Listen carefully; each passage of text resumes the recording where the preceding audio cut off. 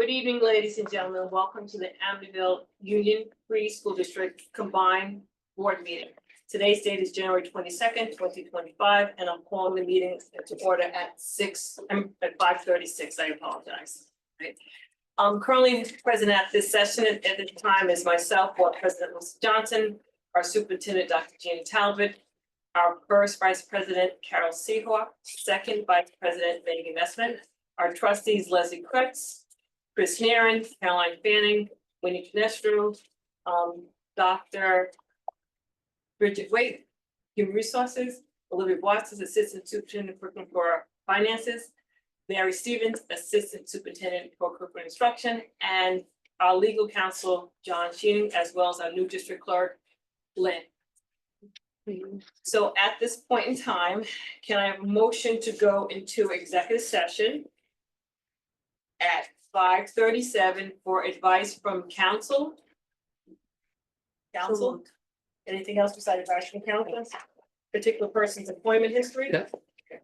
Advice from counsel and a particular person's employment history. Second. Leslie Kretz was first. Carol Seahawk was second. All those in favor? Aye. Motion carries 7-0. We resume open roughly around 7:30. Session of the monthly meeting. It is January 22nd, 2025. At this point in time, please note the emergency exits closest to you. There's no smoke on the school grounds. Please silence your cell phone and please join the board in the Pledge of Allegiance.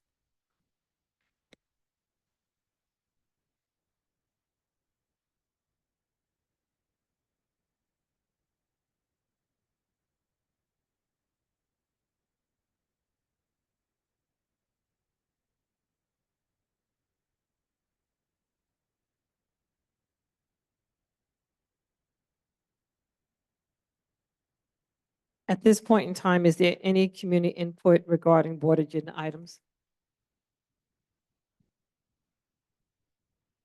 All right, seeing none, I will go to agenda item 2A 1 through 4. Can I do that all together? Can I do agenda items 2A 1 through 4 all together? Yes. Yes. Can I have a motion for agenda items 2A 1 through 2A 4, please? Move it. Motion. Chris Nairn is first. Winnie Canestro is second. Any discussion on these items? I'm seeing and hearing none. All those in favor? Aye. Aye. Motion carries 7-0. I'm just going to pause for one quick second. I just want to acknowledge someone who's new at our table, and that is Lynn Larson at the end. She is our new district clerk. So we would like to welcome Lynn.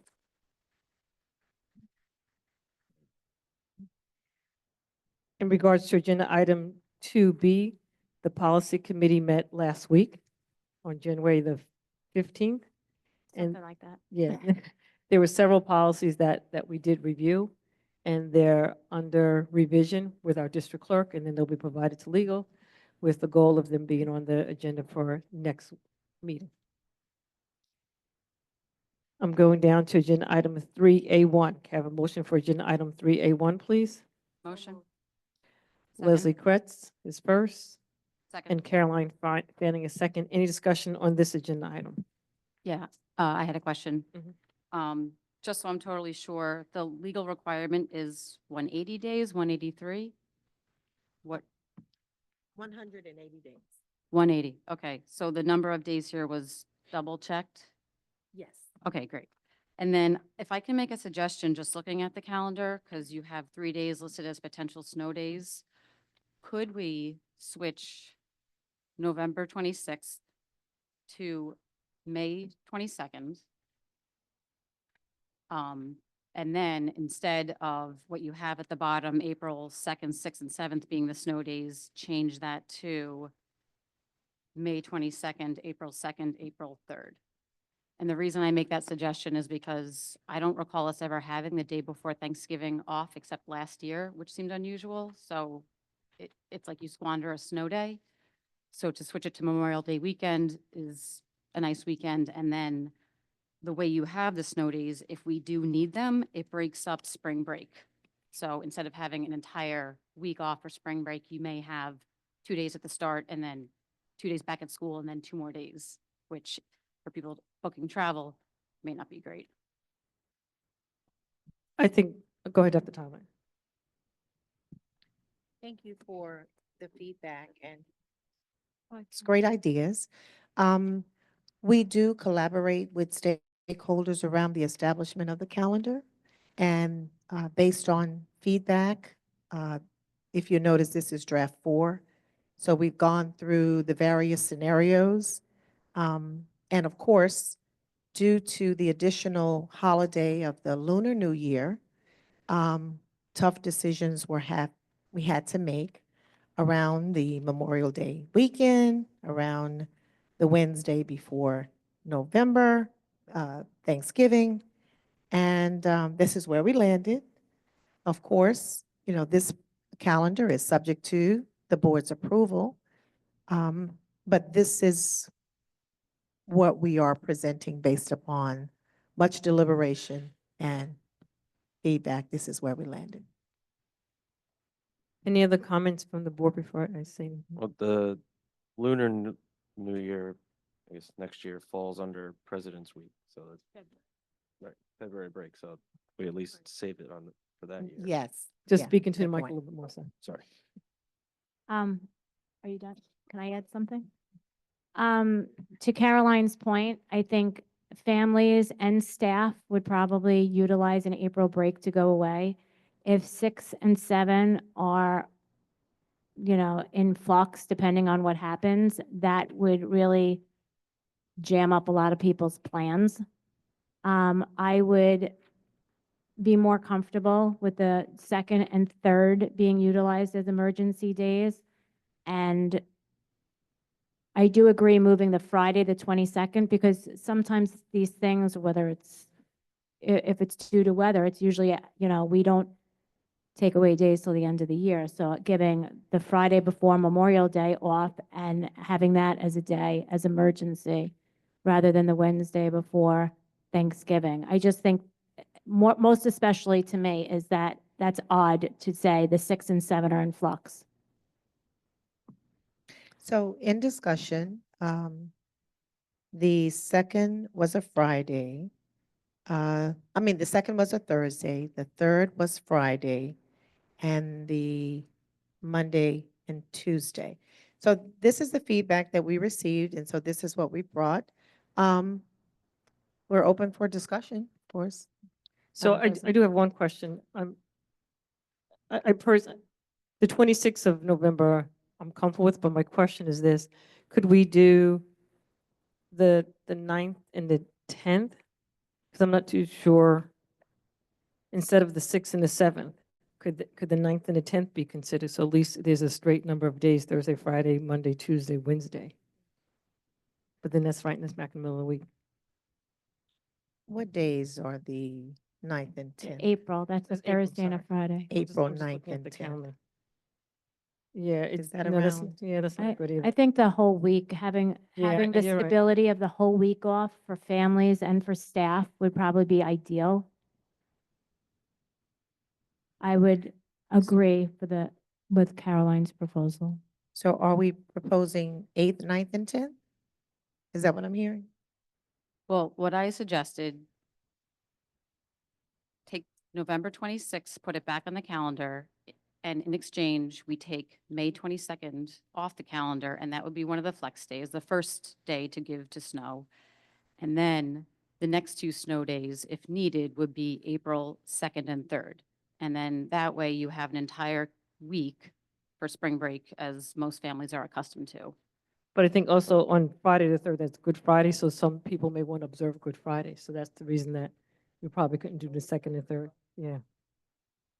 So, And over the years, there has frequently been the day before Thanksgiving off, and a lot of people do like that for traveling. yeah, I was just asking Dr. Talbot, we're getting feedback, so my preference would be that if we're talking about it now, we can make a decision and maybe put it back to the calendar, because there's a lot of different ideas that are going back and forth. They probably need to look at a couple things before we make a final decision. So I think the 2nd and 3rd, I'm not in support of removing those 2 days. If it was the 2nd and 3rd, 6th to 7th and 8th hypothetically, And then if you came back the 9th and the 10th, but that's once again, right smack in the middle of time off. So I think we need to look at a couple more options. That's all. Why can't we vote on it right now? We can, but we need to make a decision on what it's going to be. So maybe put the, So it up the for- question, we need to make a decision. So there's two things that are out that way. One is removing the 26th of November and putting it on Friday, May 22nd. Right? And then May 22nd would be that first snow day that would be removed. So that's the first thing that's on the table right now. And then based on what Caroline had said, then you're looking, it couldn't be the 2nd and the 3rd, Caroline, because the 3rd is Good Friday. So maybe the 2nd, April 2nd would be the 2nd day that would be an option for a snow day. Of course, I'm trying to keep it as continuous as possible, and we might not get 3. So whether it's the 2nd and the 3rd, or to your point, the 9th and the 10th, I would go with whatever has traditionally worked for the district. As a parent, I've never encountered a spring break that wasn't a complete Monday through Friday, which I think is what a lot of people are accustomed to. So if we need more feedback from more people, we should get that. So right now, what Caroline is proposing is, once again, November 26th, removing that date and moving it over to May 22nd. And then May 22nd would be the first option for the snow day, for a snow day. The second thing would be April 2nd. Leave that as is, but then that would also be the second option for the snow day. And now the question would be, what would be the third day? I mean, I see your point about Good Friday. It's either a religious holiday or asking people to come back for one Friday after a week off. Right, It's a tough exactly. call. And then Exactly. what are the odds we're going to be in that position? Are we going to have 3 snow days? It's a gamble. What do we want to do? And so they are emergency closing days. It Mhm. could be other situations other than snow, where we would have to close school. Sure, and that's why I put it last, just because that would be the hardest day to give up. What are the odds that we have to give up 3 days? So Yeah. what do other people feel? I'd say if we're going to take another day from the April break, that the Friday, the 10th would be the best, because it's not a religious day for anybody, as far as I know. Again, not ideal, Mhm. because it's a Friday, but if it's gotta be one of those days, You take would the vote for, non-religious day. yeah, understood. All right, so right now, November 22nd, put that back on the calendar and move it to May 22nd. That will be the first snow day. April 2nd will remain as the second snow day, and then April 10th will remain as the third snow day. That's what's on the table right now. Anyone else have an I opinion? just have a question on Good Friday. That's a religious day, so the kids can't be penalized if they need to take it as a religious day. Religious days can't. Didn't we say to leave that one on? I was leaving that one there. I know, I just think if you have a full break and people do vacation, whether it's staff or families, you might have a problem staffing for the 10th. We I may have a think that's problem gonna be a staffing for the problem. third, too. I don't think so. Even for the 20, yeah, all around. I don't think it's ideal to take away from the 6th to the 10th. I just think that we're going to have problem staffing.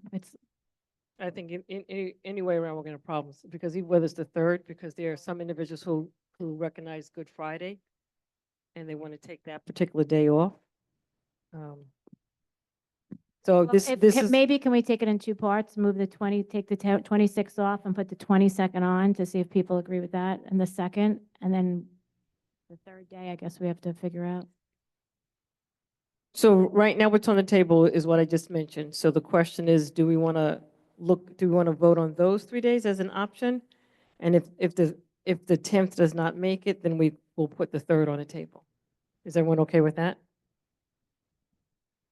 Is everyone okay with switching the 26th of November to the 22nd of May? Yes. Not really, but You want to do a roll call, Lisa? Yeah, I'm honestly, I don't want to do the 22nd to the 26th to the 22nd, but I do understand the situation that we're in. All right, so this is what's on the table. So once again, everyone understands, everyone has the dates. All right. So I'm looking for acceptance for all three of those dates, November 26th, taking that back and putting May 22nd. April 2nd would remain as the second snow day, and April 10th would remain as the third snow day at current. So is everyone okay with the first one? So you're going to do one at a time, the 26th to the I'm doing 22nd? one at a time. Okay, Is everyone yes. okay for the 26th removing and Yes. going to the 22nd of May? Yes. Yes. Sure. I'm the only one that, I don't want that, but anyway, no for me. 6/1, well, we're not really rolling yet. And April 2nd, right, as the second snow day. I'm Yes. fine with that. Yes. Yes. Yes. Yes. And then April 10th for the third snow day. No. Unfortunately, yes. Yes, for me too. I'm waiting But for, that'll be the last that's the last option. right? So we would get, I know, I'm also assuming we wouldn't need it, but we would, We if never we know. get to 3 snow days, that would be the third one. Yes. Okay. Leslie? Megan?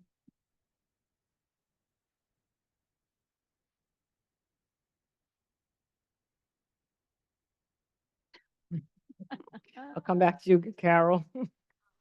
Not comfortable with November 26th. No, we're going back, we already did November, Back to the other one. we already did November 26th. We're on April 10th as the third snow day. Okay. Caroline? I'm okay with that. Megan? Sure. Yes. Can we just start school early? All right, so you'll just provide an updated draft, Dr. Talbot? Can you approve it with these? Can we approve? You've with- already voted to Yeah, change can the we dates. approve with these, can we approve the calendar with these amended dates and change? So the amended changes would be, once again, removal of November 26th and putting it to May 22nd. April 2nd would be the second snow day. And April 10th would be the third snow day.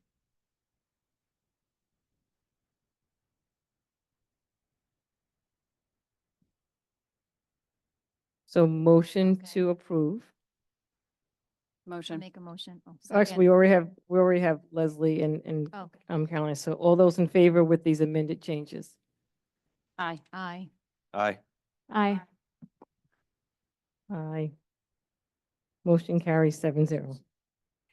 You have a motion for agenda item 3B1, please.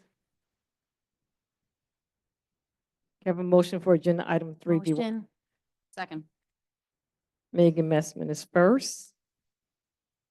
Caroline Fanning is second. Any discussion on this agenda item? All those in favor?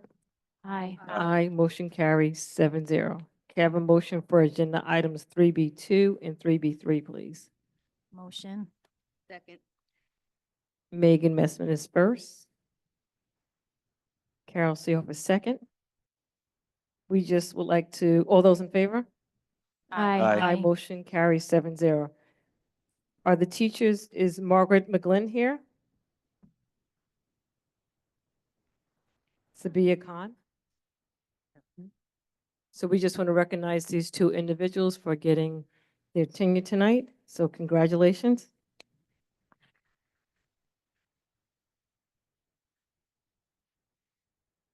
Can I have a motion for agenda item 3B4 to 3B6? Motion. Chris Nairn is first, Leslie Kretz is second. Any discussion on these items? Seeing and hearing none, all those in favor? Aye. Aye, motion carries 7-0. Can I have a motion for agenda item 3B7, please? Motion. Chris Nieren is first. Second. Carol Seehoff is second. I'm just going to add in the person's name. The person's name is, be resolved upon recommendation of Superintendent Dr. Gina Talbot that the Board of Education approves the appointment of the following individual as indicated. Charles Cohn, part-time home instruction coordinator. Effective date, January 23rd, 2025 to June 30th, 2025. Certification status, SBL initial, and rate of compensation would be $30,000 per year prorated. And this would be district-wise. Right? Any discussion on this item? All those in favor? All those in favor? on Aye. agenda- Aye. Aye. Motion carries 7-0.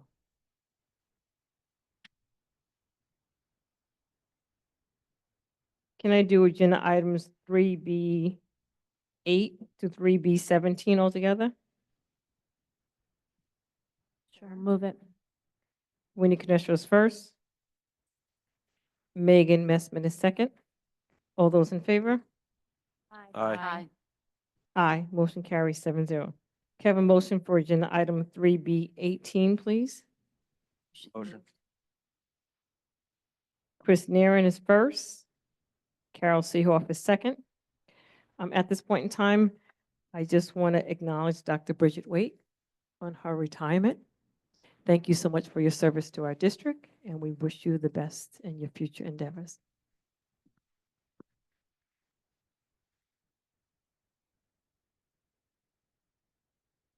All those in favor?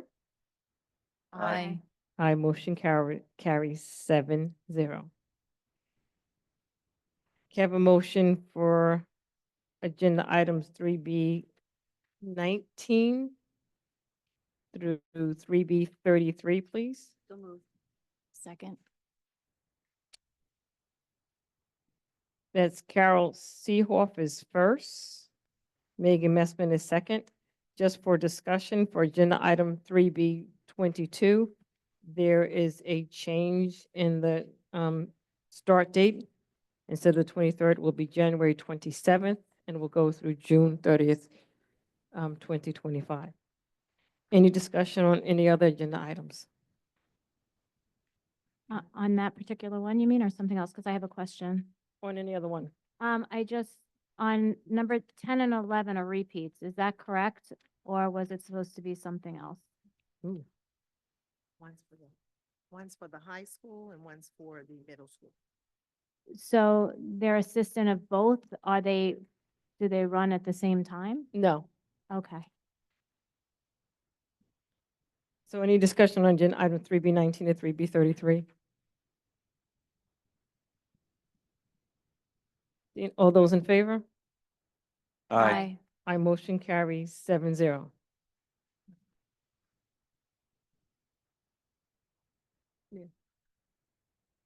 So, Lynn, we're gonna take a note on this one. Can I have a motion to amend the agenda to add agenda item 3B34, which is, so can I have a motion to amend the agenda to add agenda item 3B34? Yes. And 3B34 is a resolution. It says, be it resolved upon recommendation of the superintendent of schools. And I'll just give this to you. You have to write it down. I'll give it to you. Okay. Be resolved that recommendation of the superintendent of schools that the Board of Education approves the appointment of the following individual as indicated. Instructional position. The name is Maria Palmer as a permanent substitute teacher, effective date January 27th, 2025 to June 30th, 2025. Certification status is childhood 1 through 6 initial, and the rate of compensation is $150 per day, and the location would be the middle school. Right. All those in favor to amend the agenda to add 3B34? I mean, can I have a first? Motion. Thank you. Wendy Second. Canestro, Chris Naren. I got Wendy and Chris. Any discussion on this item to add?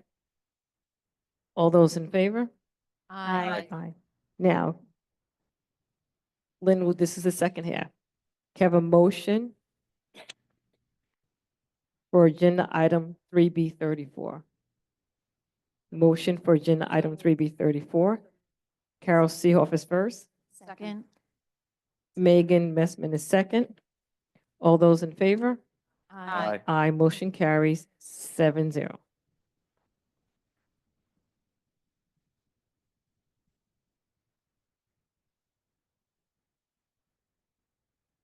One more. Have a motion to amend the agenda to add agenda item 3B35, which is, I'll read the resolution, be it resolved upon recommendation of the superintendent of schools, Dr. Gina Talbot, that the Board of Education approves the appointment of the following individual as indicated, which is an FMLA, special ed teacher for the middle school, effective date September 20th, 2024 to January 23rd, 2025. Move it. Second. Winnie Canestro is first, Chris Naren is second. All those in favor of adding this to the agenda? Aye. Aye. Now, can I have a motion for agenda item 3B35? Motion. Megan Messon first, Carol Seehoff is second. All those in favor? Aye. Aye, motion carries 7-0. I'm now up to 3C. Can I do them all together, or do you want me to do anything separately? Can I do them all together, anyone want separately? Separate. Okay. Can I have a motion for agenda item 3C1? Motion. Second. Chris Naren is first, Winnie Canestro is second. Any discussion on this item? Seeing and hearing none, all those in favor? Aye. Aye, motion carries 7-0. Can I have a motion for agenda item 3B2, please? Motion. Caroline Fanning first, Winnie Canestro is second. Any discussion on this agenda item? Yes. Okay. Sorry, I'll start. Go ahead, Caroline. Okay, so this is in regards to the corrective action plan, based on the auditor's report. And in the report, they noted the importance of conducting periodic inventory of all assets. And the report acknowledges that we have now implemented a process for tracking specific assets, but we still hadn't conducted the complete inventory. And Dr. Talbot, your corrective action plan acknowledged that we have a policy of conducting the inventory every 5 years. Last time being in 2022, next one not up for 2026, 2027. So my question is, what does the auditor mean by periodic, and should our policy be updated? Because now this is 2 years in a row, they're pointing this out, and it sounds like we're in compliance with our policy, but not necessarily following their recommendations. So, Ms. Bawatsi, we have been in conversation with Alan Hugh around this and seeking clarity. Would you elaborate on the response? Yes, we are required to do a comprehensive inventory every 5 years. And on a yearly basis, we update what we have. So it's not that there's a gap. Every year, anytime that we acquire assets, we include it in the inventory. But every 5 years, somebody physically comes here to count everything and retax everything. I noted in the comments, he said that we didn't bring on a consultant, and it would sound to me consultant equals more money. So I could see the cost saving aspect of not bringing in a consultant every 5 years. So it just, if he's making this commentary 2 years in a row, how do we get on the same page with what his advice is? There was a breakdown that was I had to go back to all the companies that did it. We have a CBIZ that comes to do it, and then there's asset system that we work with on a regular basis. So there was miscommunication as to exactly who performed the comprehensive inventory, and we realized that CBIZ actually did do the comprehensive inventory in 2022 that we were not aware of because they came during COVID. That was just around the time they came in. So I had to trace the story to make sure that indeed these people came to the district and did the comprehensive inventory. So was Alan, you not aware of that when he did this like latest auditor's report? Like, how did he not know? Yeah, he wasn't aware Well, of it. I'm sorry. Did we get a report when the? Yes, when I the requested inventory for was the done? report. No, but like once the inventory was done, what happened after that? The company didn't provide us with a report? The company provided us with a report, but At like immediately following the inventory or whenever they prepared the report? no, about a couple of months later.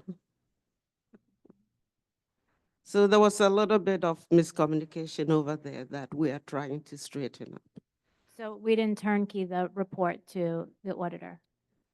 So- That the report that was prepared by CBIZ was not turnkeyed to Alan Yu. We should include that next year. Yes. Mhm. Okay, I have another. Should we, is it worth including in the, no, we don't need, not in the response. Okay, I'm sorry. Go ahead, Caroline. I No, have it's something fine. too, It- but Well, this is a different question, but still on the corrective action plan. As far as how we're going to deal with, I'm trying to get it straight. can I? This, do you want to go first and I'll piggyback off? Well, is it the capital projects? Or It's were you the- switching? It's the over expenditure of the 16 bond Yes, and the under expenditure of everything else and the decision of what do we have to do? Mm.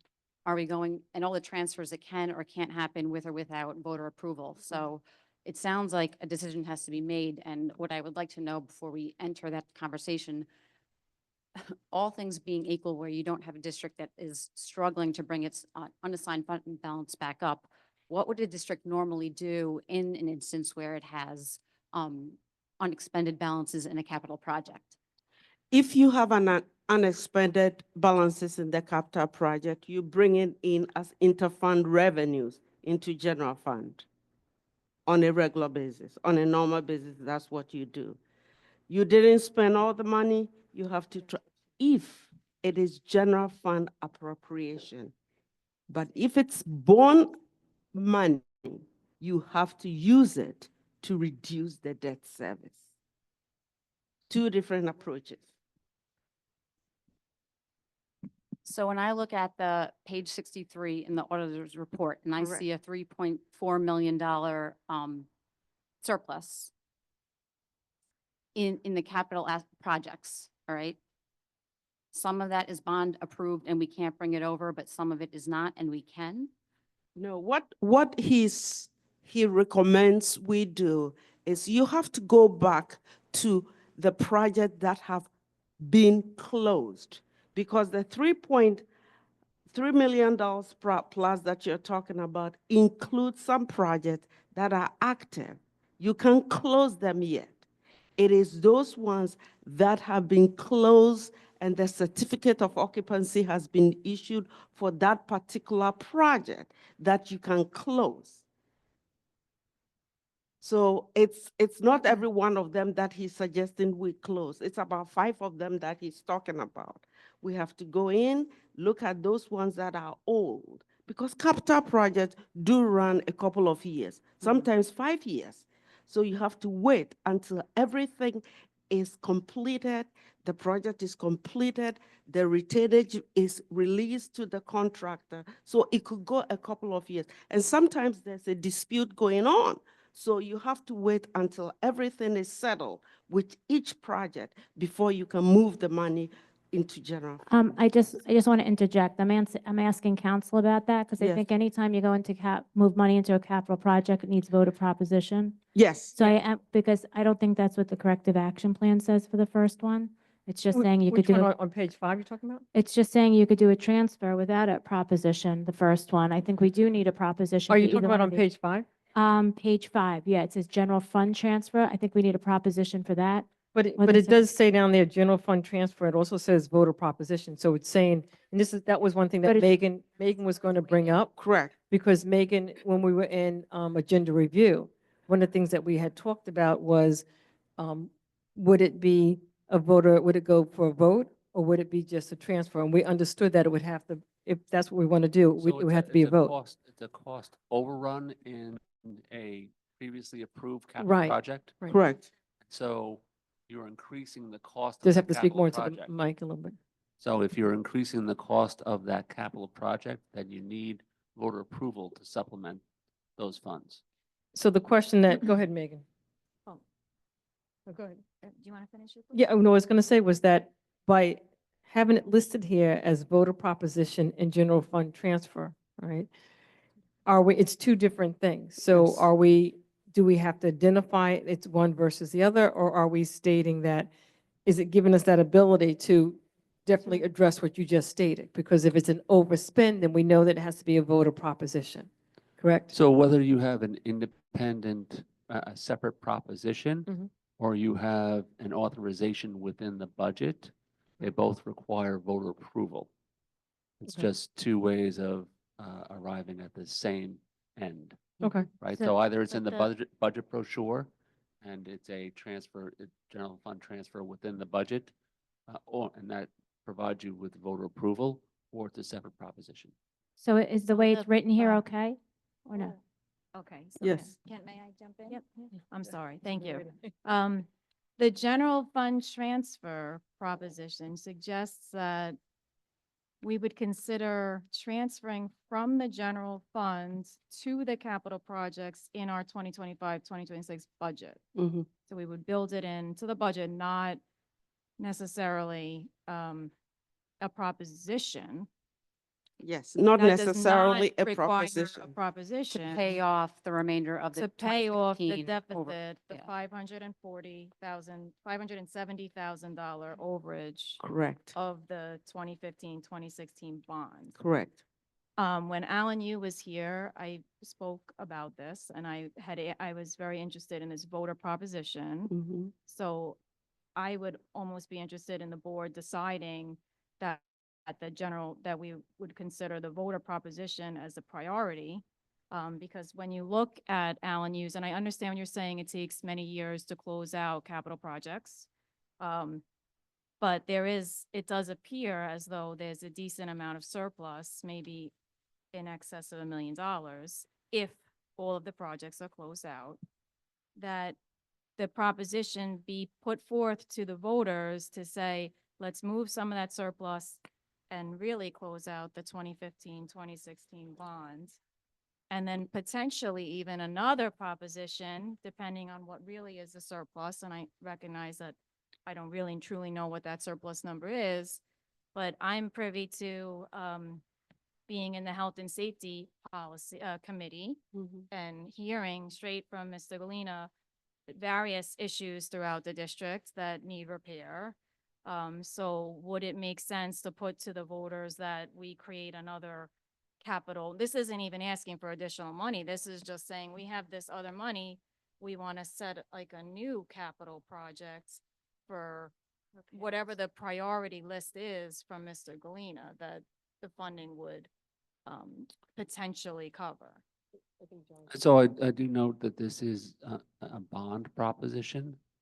So you will need bond counsel to look at this issue independent from my office. So when you are speaking about bond propositions and overages for a bond, you do need opinion A of bond separate counsel. council, okay. Yeah. Okay. So I just want to qualify that.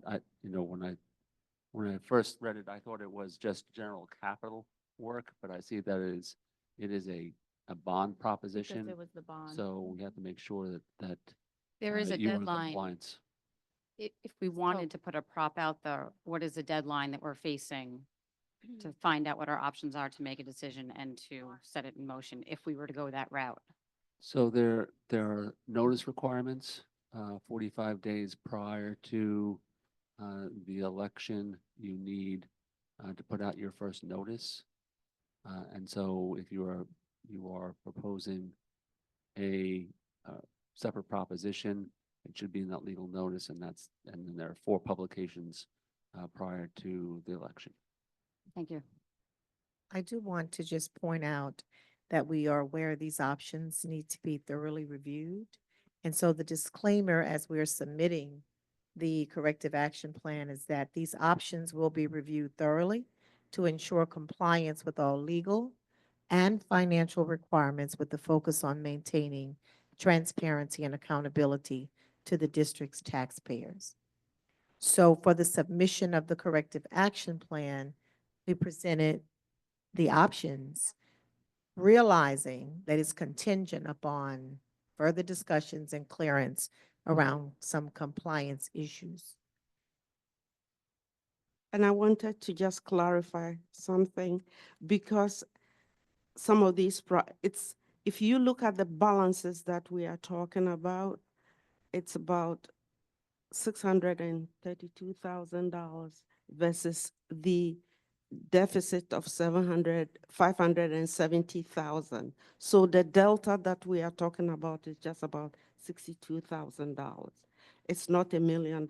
So you're saying that's actually available Could in be. projects that could be closed, The that are next- closed?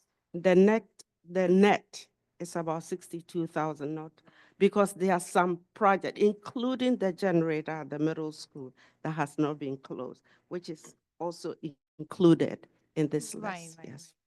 right. Okay, thank you for clarifying that. Yeah. And Dr. Talbot, I know that, I just figured to talk about it while Yeah. we're here. Okay, thank you. Any other questions in regards to the, And I just wanted to point out, if I could, Olivia, regarding the least impact on the tax levy of the 2 options that we listed. Would be to do it through subject to bond council reviewing it, would be to do it through the regular budget. But we have to talk to bond council for his review and approval before because there's bond money involved and capital money involved. So I'm sorry, you're saying that through the budget, it would be less of an impact to the taxpayers?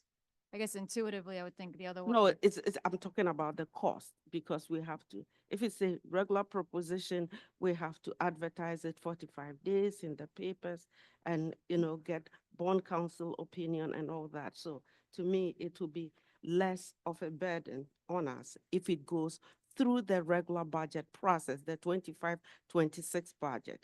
It will come in as interfund expenditure and interfund revenue in the 25-26 budget. You're saying you just Okay. propose an interfund transfer without all the extra work of the Of the prop, bond proposition. but in the voters approving the budget, they would approve that transfer. Exactly. Thank you. Got it. any other questions on this? Any other questions on this? No? All those in favor? Aye. Aye. Aye. Motion carries 7-0.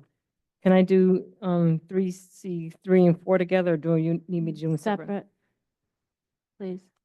Can I have a motion for agenda item 3C3, please? Move it. Motion. Winnie Canestro is first. No, actually, Chris Nairn was second. Any discussion on 3C3? Yes. So we are moving money from salaries to minor building repairs, $85,000, and it's listed, what is here. In reviewing the treasurer's report, under minor building repairs, it was budgeted $273,000, and it says that there's available $161,000. If there's $161,000 available for minor building repairs, why are we transferring $85,000? The remainder of that money is what we had earmarked for the removal of the mascot. So that is still sitting on our box. We are still reviewing it, and we have to make a decision. That's why there's a balance there. So this monies came from salary lines because there were staff changes. And so we saved some money there, and we thought the right way to use it is to bring it into minor repairs to do the necessary emergency repairs that we needed to do because of the cold spell. I understand that the high school has the portable diesel heaters. Yes. Where is the funding for those coming from? Is it, because that's not included in these That's not transfers? included in that yet. We have to go find it. I have to go through the budget and look for some savings that we have realized in the budget codes and bring it to the, and bring it to the board as a budget transfer also. Okay, and that was like, that's a rental, so that's why it was That's a like rental. we got a number that it could be as high as type of thing, but. Yes. Right, okay, And it's still under discussion. okay, thank you. I just have another question, if that's okay. Thank you. Why wouldn't we take the money from minor building repairs and then make the transfer when it's necessary, for like the mascot? Like, why wouldn't we do that first? It is always very important that when we earmark monies in the budget, we stick with what we said we're going to do first. So in our minds, we have to encumber that money for that project to make sure that that project is done because that was voter approved. Anything in excess of that, we've got to go find the money to do it. I know what you're saying, but it just says minor building repairs. It doesn't say mascot. It No, doesn't if say- you go through line by line, It does, on the budget, in it the does say budget? that. Okay, all right, Yes. thank you. So that the positions that were now left open, are we not filling those positions? We did fill those positions, but they came in. Some were not filled till later on during the year. So the delta between the time the person left and we got in a new one, there was some savings. This is Okay. what we are So we're not repurposing. short-staffed because of No, this? Okay. no. Okay, thank you. Any other questions on this? All those in favor? Aye. Aye. Aye, motion carries 7-0. Can I have a motion for agenda item 3C4, please? Motion. Second. Chris Neering is first. Winnie Canestro is second. Any questions or discussion on this item? Yes, I just want to clarify that the only update was the door hardening policy at the back, so that was the policy as we accepted it. And then I guess some updates to staff, like the new staff had been written in. Okay, during the December Health and Safety Committee meeting, we talked about the RAVE app, which the ATA Health. Sorry, and what was Sta- that called? RAVE, RAVE, I'm not sure what it stands for. But it actually came up as at a request from the ATA. And I know you were there, Dr. Talbot, but I'll just quickly, I'll try my best here. But it's a district-wide, it would be to add to the district-wide safety plan. It's free to use. And it's for quick emergency notifications to the county. And I understand that the village can also be added to facilitate quick response to our buildings. So I wanted to bring that up because I didn't get a chance to bring up the Health and Safety Committee meeting during the December meeting. And then we have the district-wide health and safety plan in front of us. So is that something that would require a policy to be able to incorporate into the plan? So it is currently under discussion. It would require the use of personal cell phones of employees. And so we are discussing that, and we'll be consulting legal on how we can roll that out in full agreement Okay, okay, so with it's. all unions. Okay, understood. Thank you. I also, and I know I think I brought this up in agenda setting, but if you can remind me, we talked about the response to the, extreme cold. If the rooms are less than 65 or hot, I guess now greater than 85. And should there be something reflected in our district-wide plan as to how we respond to those situations? So we are going to discuss it further at the next health and Okay. safety meeting. And if we can talk out the details at that meeting, Okay, then we can come back and elaborate. all right, great. So Is that that's, the February meeting. Yes, Okay. thank you. Thank you. I just have one thing. So this goes up to the state, right? So the state keeps this. All of the phone numbers listed here are all district phone numbers, and I understand like for privacy, we might do that. But if there's a true emergency, if the building's on fire, if somebody calls the district, I don't think anybody's answering the phone. So are these phone numbers, is this forwarded to cell phones? Is the one provided to the state with real cell phone numbers? How does that work?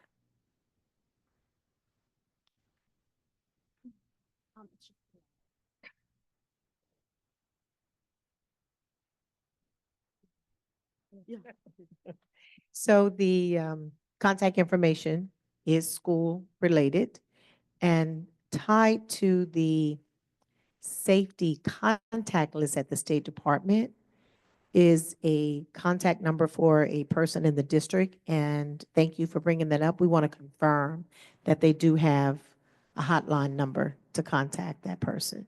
So we'll follow up on that. Okay, great, thank you. Any other questions or discussions on this item? All those in favor? Aye. Aye, motion carries 7-0. Can I have a motion for agenda item 3D1, please? Motion. Chris Neeren is first. Carol Seehofer second. Any discussion on this agenda item? I just want to point out the claims auditor once again noted that their purchase orders were encumbered subsequent to the date of the invoice's service. While these confirming purchase orders provide evidence of expenditures, the real controls ensuring that such purchases are approved before being committed by the district. I feel like this is something that keeps coming up. I think it might be 4. So, Any other comments Yeah, regarding we've this? been trying very, very hard to, I mean, it's this year, we've been trying to make sure that every purchase, there's a purchase order before, but one or two get through the cracks.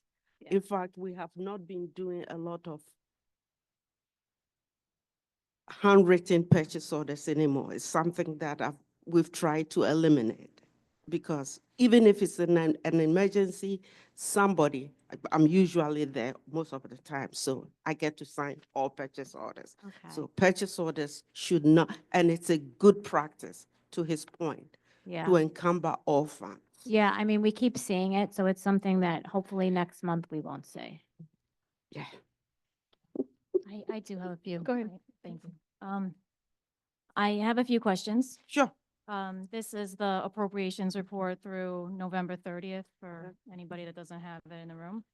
On page 20, I noticed that, there was like $47,000 encumbered under district transportation noted as field trips.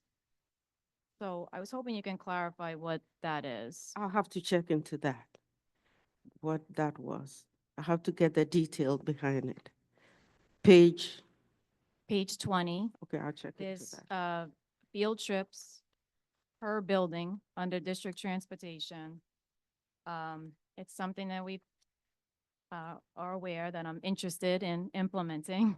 And then I noticed that there was $47,000 encumbered.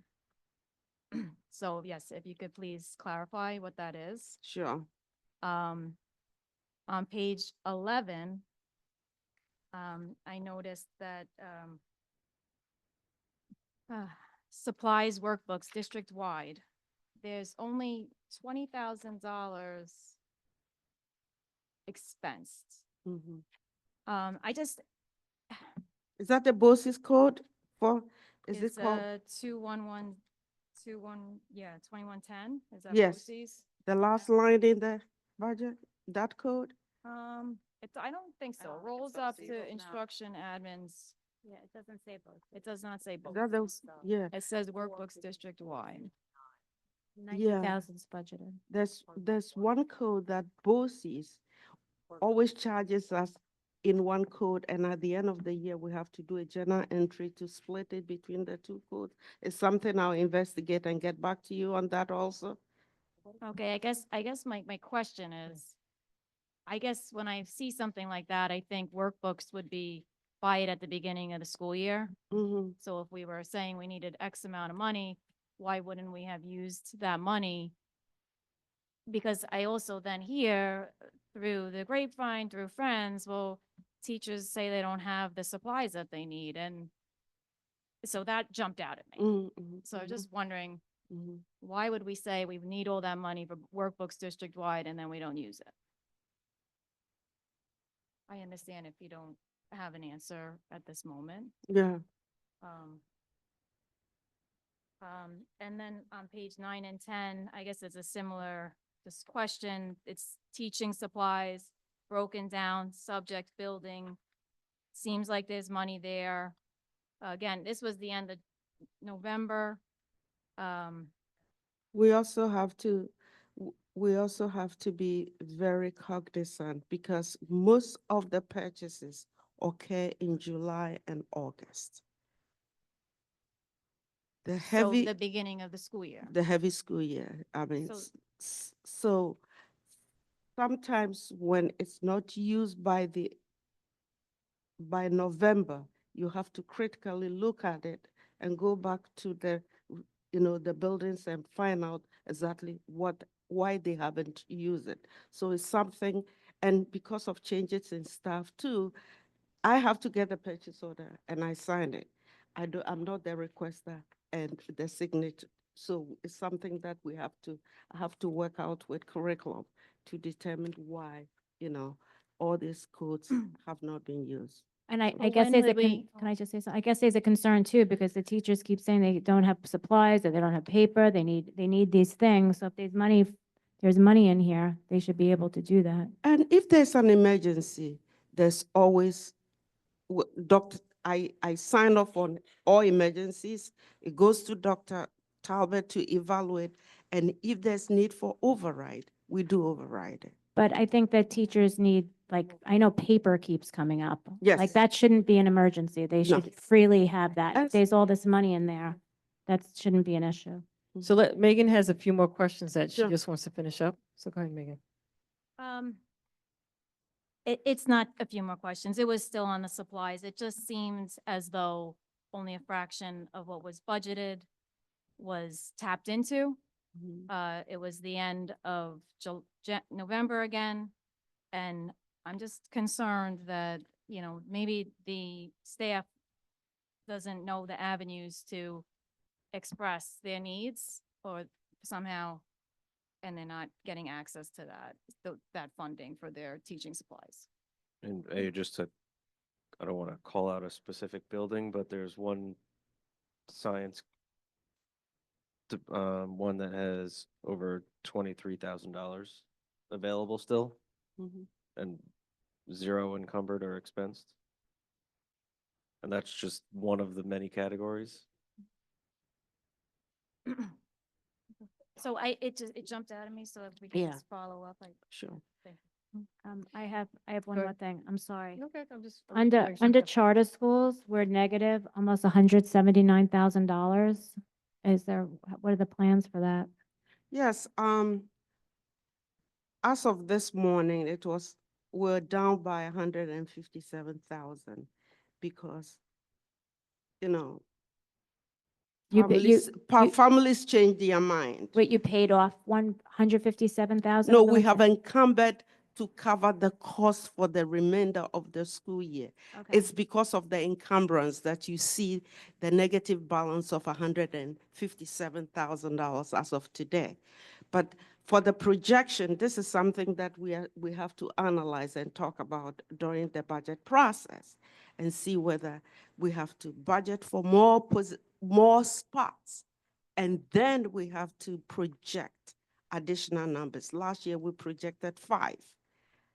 Apparently, that wasn't enough, so it's something that we'll talk about Yeah. and adjust it. Better to as project needed. high than low. Yes, but we also have to be cognizant of the fact that we are under the tax cap, so we can't go too high. Otherwise, we will not be able to meet the cap. Any other questions? Any other questions on this end? All those in favor? Aye. Aye. Motion carries 7-0. Can I have a motion for agenda items 3E1 and 3E2, please? Motion. Second. Chris Neeren is first, Winnie Canestro is second, and legal, all the contracts have been reviewed. Correct. All those in favor? Aye. Motion carries 7-0. Right, we're up to old business and then new business. Any, I have one old business. Mhm. Just following up on what I brought up a few months ago, maybe, about the seating in the high school auditorium, if that's been addressed yet. Yes, that was addressed the day after you brought it to our attention, and it required a vendor to come out and give a quote. And so in terms of a status update on the replacement, that we probably should provide you with a closing date, but it's underway. It has been addressed and it's underway. Do you have a estimate of when, like when there's We'll get before the back. high school play and before the next round of concerts and assemblies and all that? We will get back to you with the date. Thank you. You're welcome. anyone else for old business? I have a couple of things. We still have not appointed an external auditor. It's been brought up several times. We need to do that.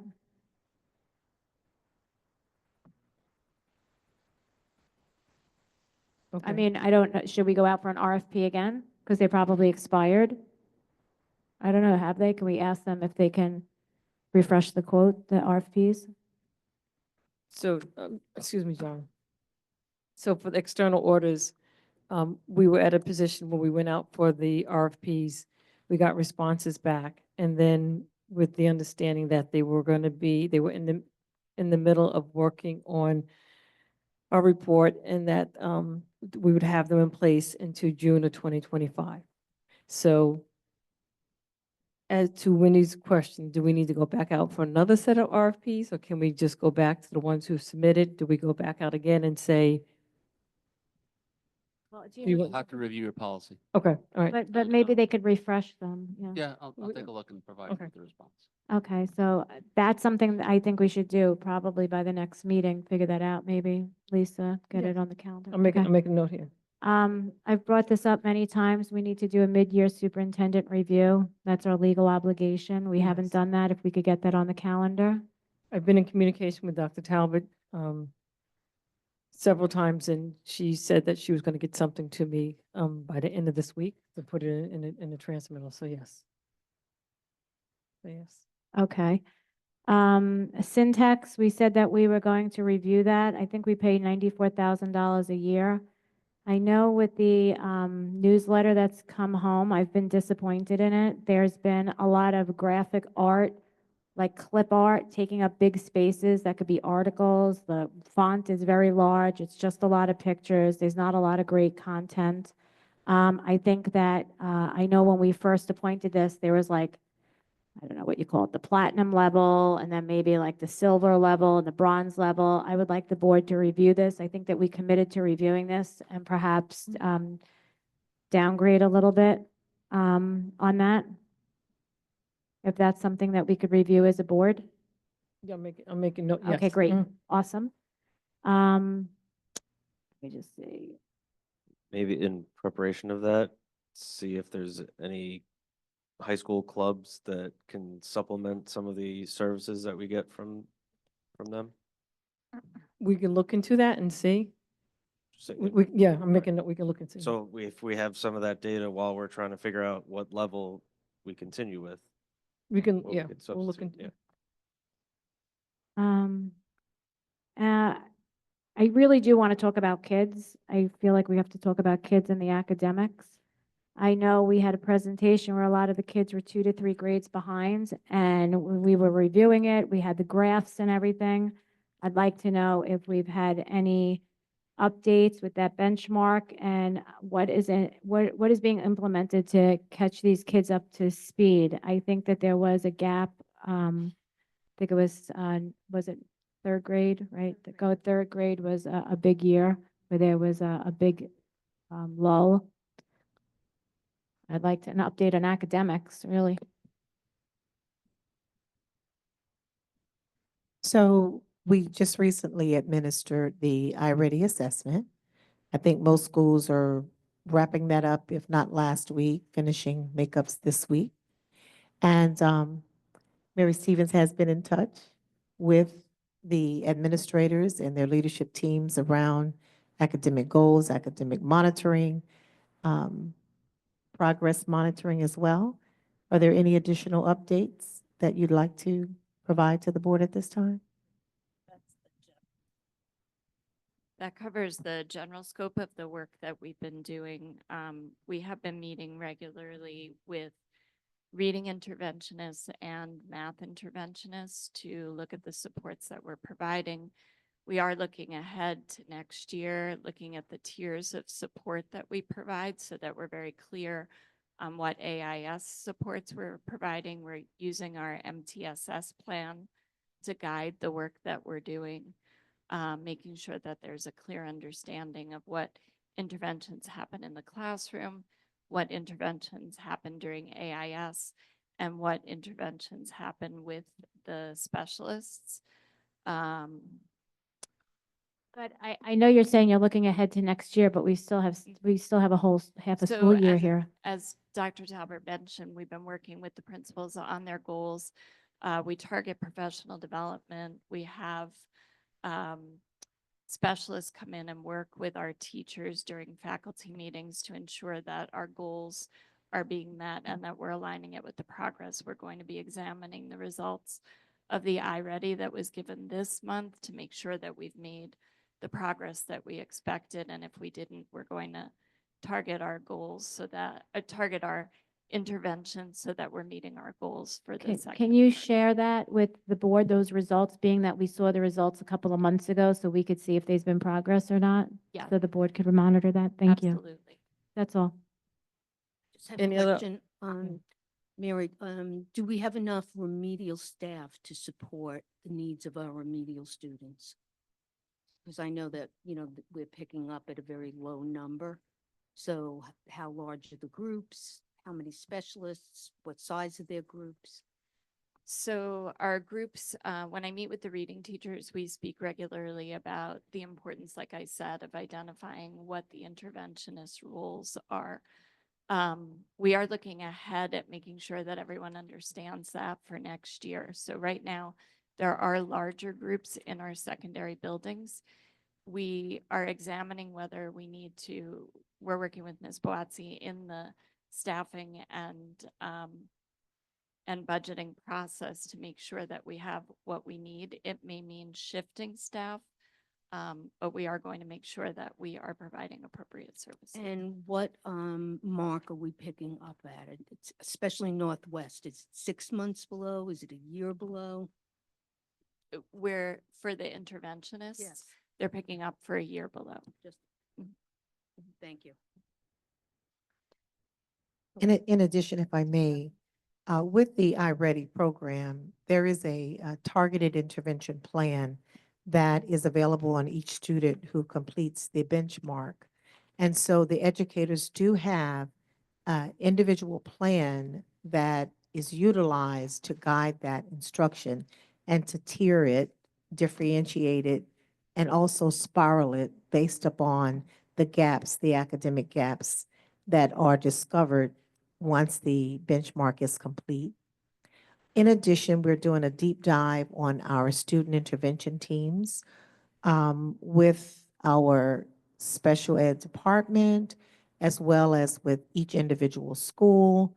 we are looking at the processes that we're using to bring struggling students who are struggling academically to the committee, and that committee is providing strategies where educators are going back and for 4 to 6 weeks or a set duration of time implementing those strategies, and then they're coming back.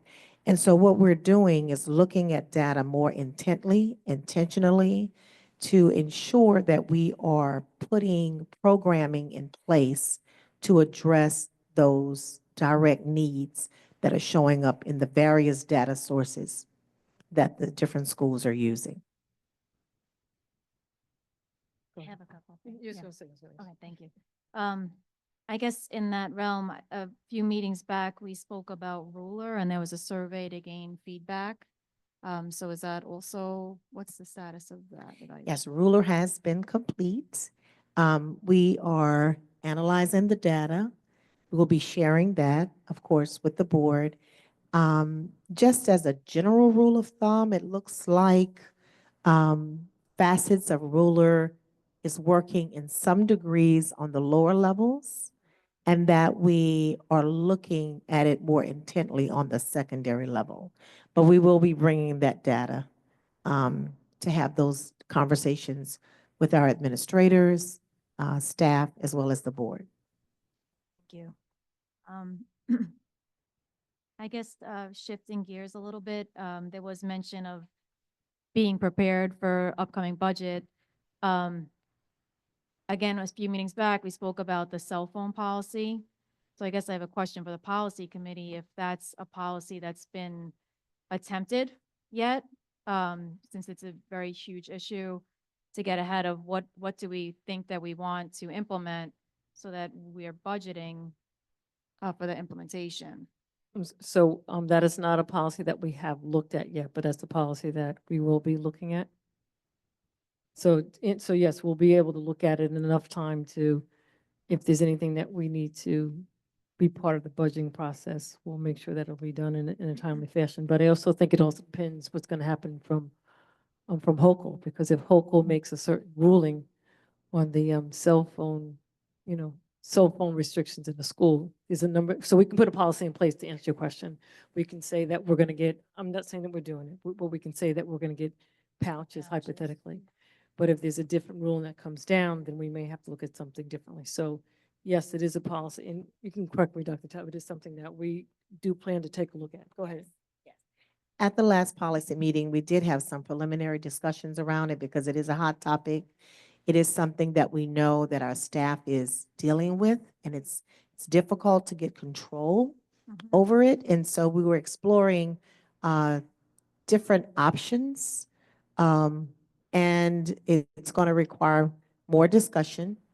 I know we were looking at some pricing of some products just to kind of see what the market value is for certain items, so that when we come back to the policy committee, we'll have some exploratory thoughts we can at least present for further discussion. And if I recall correctly, and Chris, and when you can correct me, there was also the discussion on the fact that if it's something that we're going to do, it wouldn't be into the fall, because it did require communication that would have to occur, throughout the district. And, there was a lot of discussion. We did mention that the middle school was actually, we're going to do the cell phone, and that option, and then the board at that point in time had said, to pull back on it. So, I'm we're sorry, looking. you said you were going to No, implement? no, the middle school, and please, I think they had Yeah, funding for it. Yeah, go ahead. Yeah, we did purchase it and we have to return it, Right. and they give us back the money. Yeah, This year, we No. have, so we, oh, 2 years no, ago. it was like 2 years ago, yeah. um, I think John's waiting to say something over there, right? Yeah, so there, Governor Hochul has unveiled a plan to restrict smartphone use in schools. And it is a part of it's going to be, it's proposed as part of the budget proposal. Yes, it was part of it budget. $17 million or something. Yes. I mean, So are is they she going to giving give us that school money? district money? Yeah, that's what I was gonna say. Are they giving us any money for that? I don't know what she's Uh, doing $13 million with that. Yeah, so the budget allocates $13.5 million for pouches, cubbies, and other storage devices. Great, we'll So take are the we gonna, money. are we? So the big question is, are we gonna, how much of that money we're gonna get? I, that's not in the article. I know. I think it's gonna be part of her budget, and I think her plan is to pass this down so that schools could be prepared for September, but she also had said, oh, she's gonna come up with a plan, but each individual school could figure out, each district, so she's pushing a little bit back on us too. Here, you have to do this, but now you figure out how to do it. It's an unfunded mandate. There are mandates attached, yes. Go ahead, Megan. Is it Megan? I'm not sure. I just want to Okay. jump in and, sorry if this doesn't seem official enough, but I heard that all St. Anthony's does, they hang a shoe rack over the door with like the clear plastic. Each kid puts their phone in the shoe rack. That's how the teacher takes attendance. If they don't see your phone in your assigned shoe rack slot, you're not officially in class, because we know if your phone's in your lap, you're not in class. It doesn't seem very expensive. I read the same article that Governor Hochul's coming out, and this might be a project months in the making. I don't see what's stopping us from trying simple things now, especially while we know that kids are not learning now because there's no policy. I would say the likelihood that somebody walks in with one cell phone and walks out with two cell phones, even if they're not planning on keeping it, just to mess with somebody else. Right, and I think, so we did talk about that in the policy committee, and that was one of the concerns that we did talk about that. Yeah, there's the security of Sorry, it. I wasn't there. It just seems simple, and it Yeah. is in effect in another school. It wasn't just an idea that an adult had who doesn't have any connection, like, they're actually doing it. So, Yeah, we you know, talked about it. And Yeah, that's all. Yeah, we did talk about it, and because it was something that I know you had brought up, so we did speak about it. And I think our biggest concern, which, Chris just brought out, was the security of the phones in the pouches. And that means it now would go to the teachers, and now the teachers would have to be responsible for making sure that the right kid took the right cell phone. So, yeah, and even if we tried to implement it this year, then it was just also the communication to the parents, the rollout. So we didn't want to, so we did talk about it. So it's part of our discussion with the policy committee. Yeah, we recognize we need it. We're just yeah. trying to figure out how to get there. And the- make the sure that most all the efficient. stakeholders that are involved in the possible implementation also have a say in this. Anything else, John, you want to answer that? No? No. Okay, so go ahead, Megan. Okay, there's, in our Friday memo, there was reference to locker repairs again at the middle school. And I say again, because I think at the beginning of the year, there was a number of locker repairs in the middle school. But then at the same time, I understand the kids were told they can't carry bags, so I just wanted to clarify if their lockers are broken, are they still being told not to carry bags, or what's the approach, what's happening over there? So at the middle school, at the beginning of the year, they did implement a policy, a procedure where you could not travel with your book bag or your jacket or headgear. The policy, the procedure was not enforced equitably across the school in all spaces and places. And they needed to rein in the procedure. And so they held an assembly with the student body prior to the December break to reiterate the expectations. So in terms of certain paraphernalia that can be carried in bags, certain items that can be carried in bags and in jackets, the school wanted to address that. And so the lockers, each student is assigned a locker with a locker number. And those lockers that are not working, students have been assigned or could be reassigned a locker if there's been a gap in it somewhere. Now, in terms of recalibrating the lockers and repairing the lockers, our building and grounds has looked at those and is securing a quote to see what that would look like. Okay, thank you. Thank you. I don't know. No, I think you got all of it. Okay. Um, The draft budget, when can the Board of Education expect to see the draft budget? Are we up to new business? Or is it Oh, gonna- that's new business?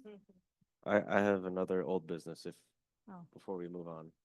Oh, sorry, that's, okay, I'm sorry, you call that new business. The building and grounds, we discussed adding a tab on the website to be able to facilitate the communication of the buildings and grounds updates. So a tab has been added. Oh, okay, Yeah, thank the you. tab is there. Didn't There's notice it. a description of the under departments. Okay, You go to building and grounds, you can access the facilities use form as well as some other information. So it's under construction. okay, More information will be added, okay, but the tab has been there for I'm sorry. quite a little time right now. Okay, with the information on the DOT project and the middle school project, make it there or? No, that information has not, to my knowledge. Yeah, he just included that in his board update, that someone from the Department of Transportation will be at the next Health and Safety Committee meeting Mhm. to talk about the culvert project. Right. Okay, I guess I just figured it might be helpful for the community to be able to learn something about the project. I understand you can't put everything there about But you're certainly the middle correct. school plans, you can't, but, He does have intentions. okay, It's on his list to add more Okay. information about that, the middle school capital project. And he's working with our technology department and with Syntax to get it up. all right, thank you very much. I'm sorry. The regionalization plan, I did read the strengths and weaknesses tool. What, was that tool submitted? Was there a date that it needed to be submitted? Yes, it had to be submitted by January 13th, 15th, January 15th. So, and with submitting that, are we like, we're definitely part of the regionalization plan, or there was an option to opt out? Can you clarify that? Thank you. Harry, you want to elaborate on the latest regarding the regionalization? There was a date, which was January 15th, if we wanted to opt out of participating in the tools, in the assessment tool that was there. And now it goes to BOCES for the next stage for them to provide feedback for us Mhm. about the services and the ways that we can work together. So there's no obligation to participate in anything that's recommended as a result of any of the stages. Do you have a timeline of when BOCES anticipates? I'm not sure about that date, but I know they are just receiving those reports now, so they have to go through them and then work on the next stage.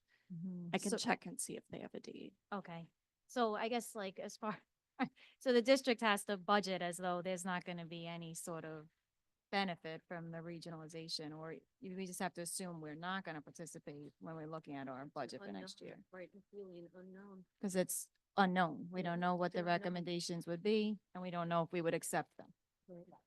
Okay. Can I ask something on the regionalization, if I may?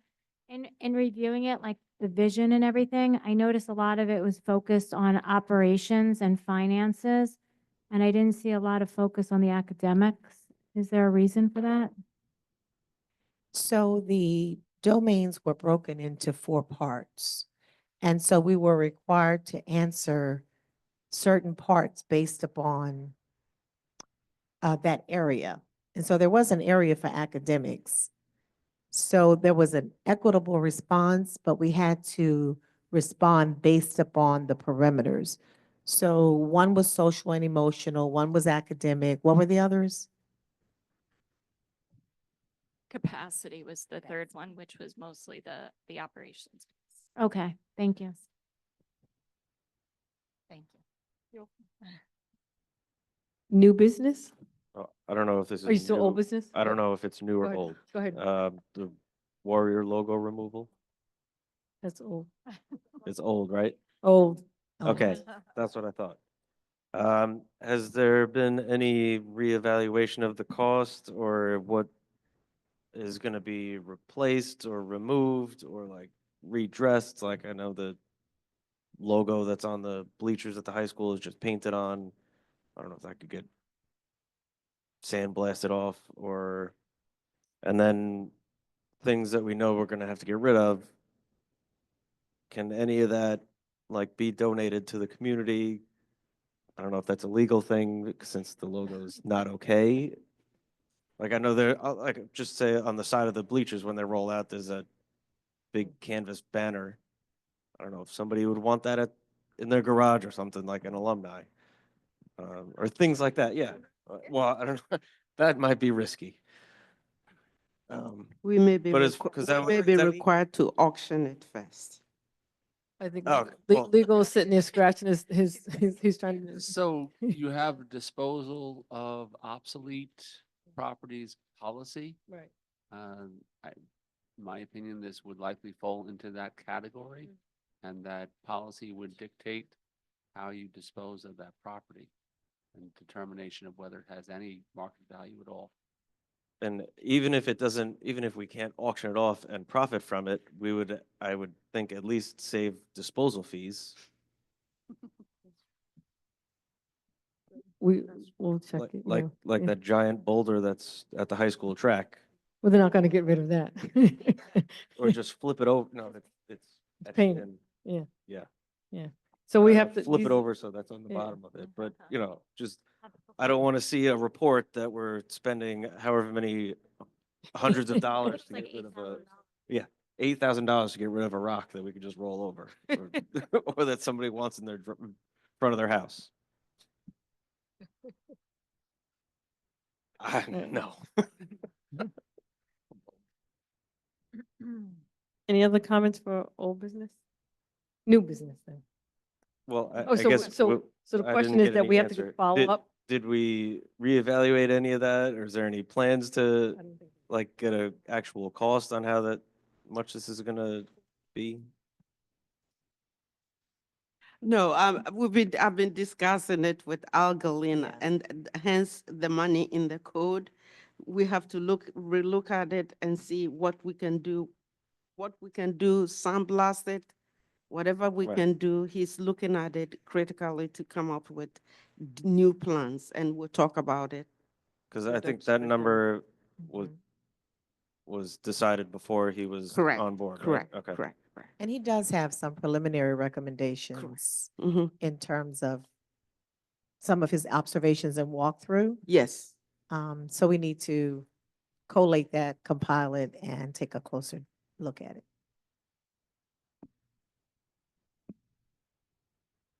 I'm waiting for new business. Yeah, new business.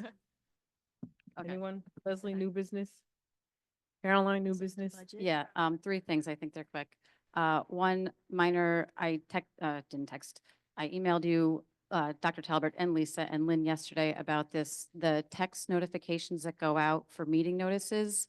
A parent had texted me wondering, is there a public session? Because it wasn't clear to her based on the text that there wasn't. But you did post on the district website the letter that explains it with total clarity. So is it possible to have that linked to the text notifications? Because everyone checks their texts. That added info would be helpful to a lot of people. I know it's an extra step. I'll ask AP, is it possible? No, I wouldn't put you on the spot. No, Oh, really? They're gonna look into. I didn't expect you to answer. I didn't put you on the spot, but All we'll right. follow up on your Okay, concern. I tried, sorry.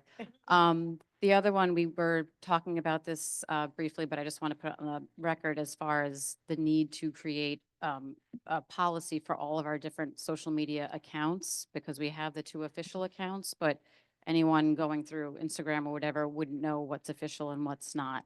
So for the sake of allowing free speech, but covering the district's interests in case someone speaks too freely under what seems to be a district site or account, that would be something I would hope the policy committee Yeah, would we, take up we soon. started speaking about that. Yeah, and actually, I was really surprised to learn when I asked how many official social media sites there are. Dr. Talbot said 2. I mean, I was surprised. There's a lot out there. So we are reviewing that, discussing how to implement that. And I believe communication is already out there as part of the fraternization policy, Right. but because I know there's like clubs or teams that might communicate with the students through the social media, so that they should start weaning that off before it becomes an actual policy? It was discussed. Yes. Okay, thank you. And then my last question, we got our transmittal and we got the packet, and obviously there's a lot of repairs that need happening around the district, emergency repairs, transfers that have to happen because of that. So I was concerned when I heard about the rooftop unit that broke down on December 3rd. Were they able to order the part immediately, or did they have to wait to order? Because now we're paying a lot of money potentially for backup heating.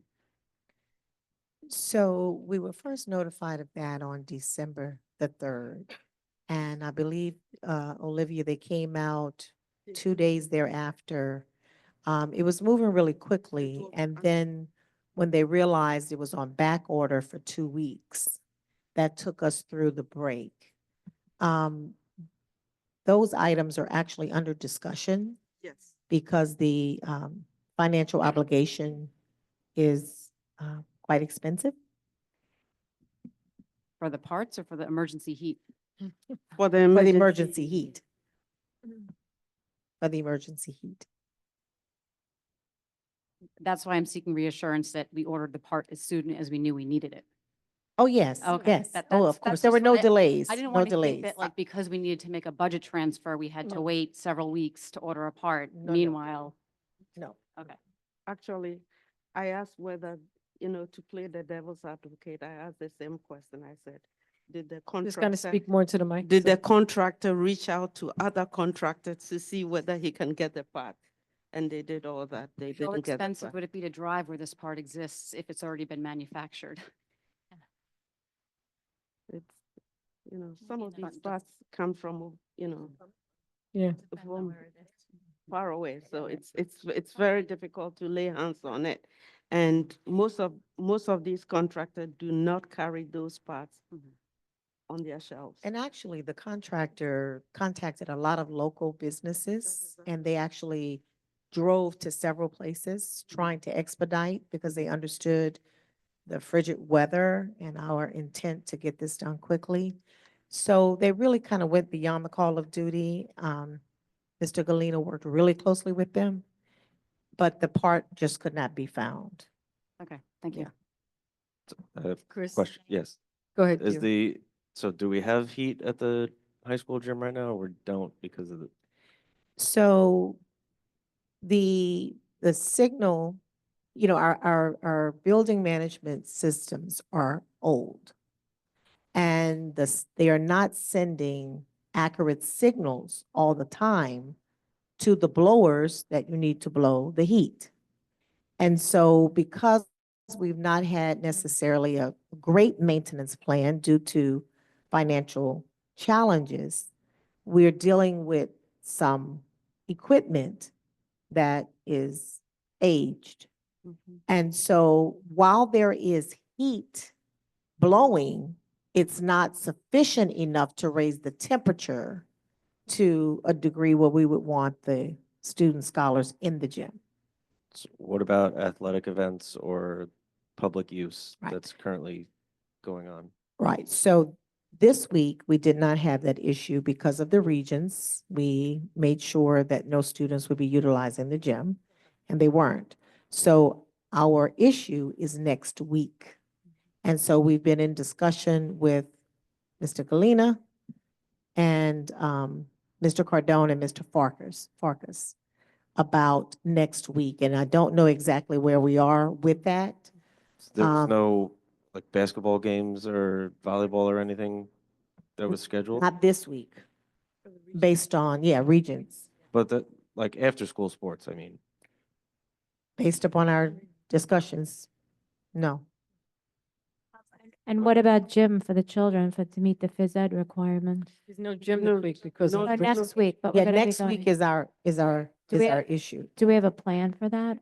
It's not defined. Yeah, we're hoping that by then we'll get the part in to fix it.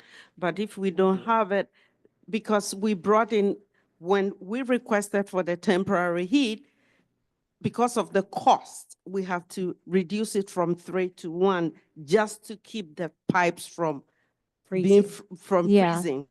So we have to reevaluate it on an ongoing basis. And we're going to touch base with Mr. Galina to press on the contractor to see whether they got the part. And if they get the part, they have to fix that Can immediately. Mr. Galina be here for the next meeting? So like we have so many questions about this, it would be helpful if he was here to answer a Yes. lot of these questions. I did Thank you. speak with him. They could Yeah. not be here tonight.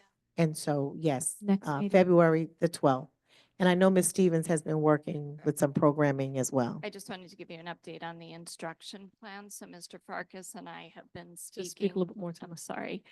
Mr. Farkas and I have been speaking about what instruction would look like if the gym were not available. So we've been looking at alternate spaces that we can use, lessons on health and wellness that can supplement, and ways that we can get movement in smaller spaces. So there is a plan B for instruction if the gym is not available next week. All right. If you guys could just keep us updated. I think Chris was trying to keep, I Yeah, think Chris is trying to keep going. Yes, I believe there's a public use of facilities for this Saturday at the high school gym. Have they been notified and asked to relocate to maybe the middle school? I'm not sure if they have, but I know that we did discuss facility use. So I'm sure it's on the discussion agenda for next steps. Okay, because Yeah. then they'll have to notify all the Okay. participants. So just to, so So hold on a second. Is anything else from you, Chris, that you have? I don't think so. Okay. So I'm just going this way. Carol, anything? Nope, I'm good. Wendy, anything? Yeah, I just have a couple of things. hold A math building level leader for the high school. We don't have one. Are we getting one? What is the status of that? Dr. Wade? That posting did go out today and we have an applicant. Okay, great. I was going to ask about the heating. You addressed that. The only other thing that I wanted to bring up is this equalization letter that everybody got from the town of Babylon. I had asked if there's anything, because our Amityville, those that reside in Amityville and the Amityville School District are going to be hit with an increase. And obviously, all of us, I think I could speak for all of us, that we're really concerned. And I don't think anybody's happy about that. But we were told there's not anything that we could do to advocate. It's out of our hands. I don't know. John, did you want to speak So on that I at all? think Dr. Talbot in her superintendent report. I Is just gonna asked address her- that? she was- Okay. Yeah, so in your report, you can address it. in Okay, Dr. Talbot, so okay? I'll just finish. The only thing that I would say is, you know, having empathy with the community, like we have to really do our best to sharpen our pencils, not to overburden our taxpayers. And just about the budget, when will we be receiving the draft budget? You know, I know that I want to be able to ask meaningful and thoughtful questions and be prepared. Our first budget meeting is February 12th. I would hope that we could get it minimum 2 weeks before. Is that going to happen? 12? Yes, we are currently reviewing draft 1. Okay, so I just want, no, I think February 12th, it says on the calendar, I think the first is the Saturday. Yeah, the Saturday we could do. You know, when we had to go to new school board training when you're a new school board member. And other districts had spoken about, they had seen draft budgets in October. So I just want to make sure that we are fully prepared as a Board of Education, that we're not just getting it on the spot, because I think that some trustees had said that last year, that they were seeing it at the same time. I don't want to be in a position where I'm seeing it at the same time. I want to be able to listen, ask the questions. I think all of us to be prepared. So can we have assurances that we'll get that in advance? Can I just ask a question, just for clarification? So the first budget presentation I know was on February 12th. Yes. So the question that I have, sometimes that first presentation is just sort of general information.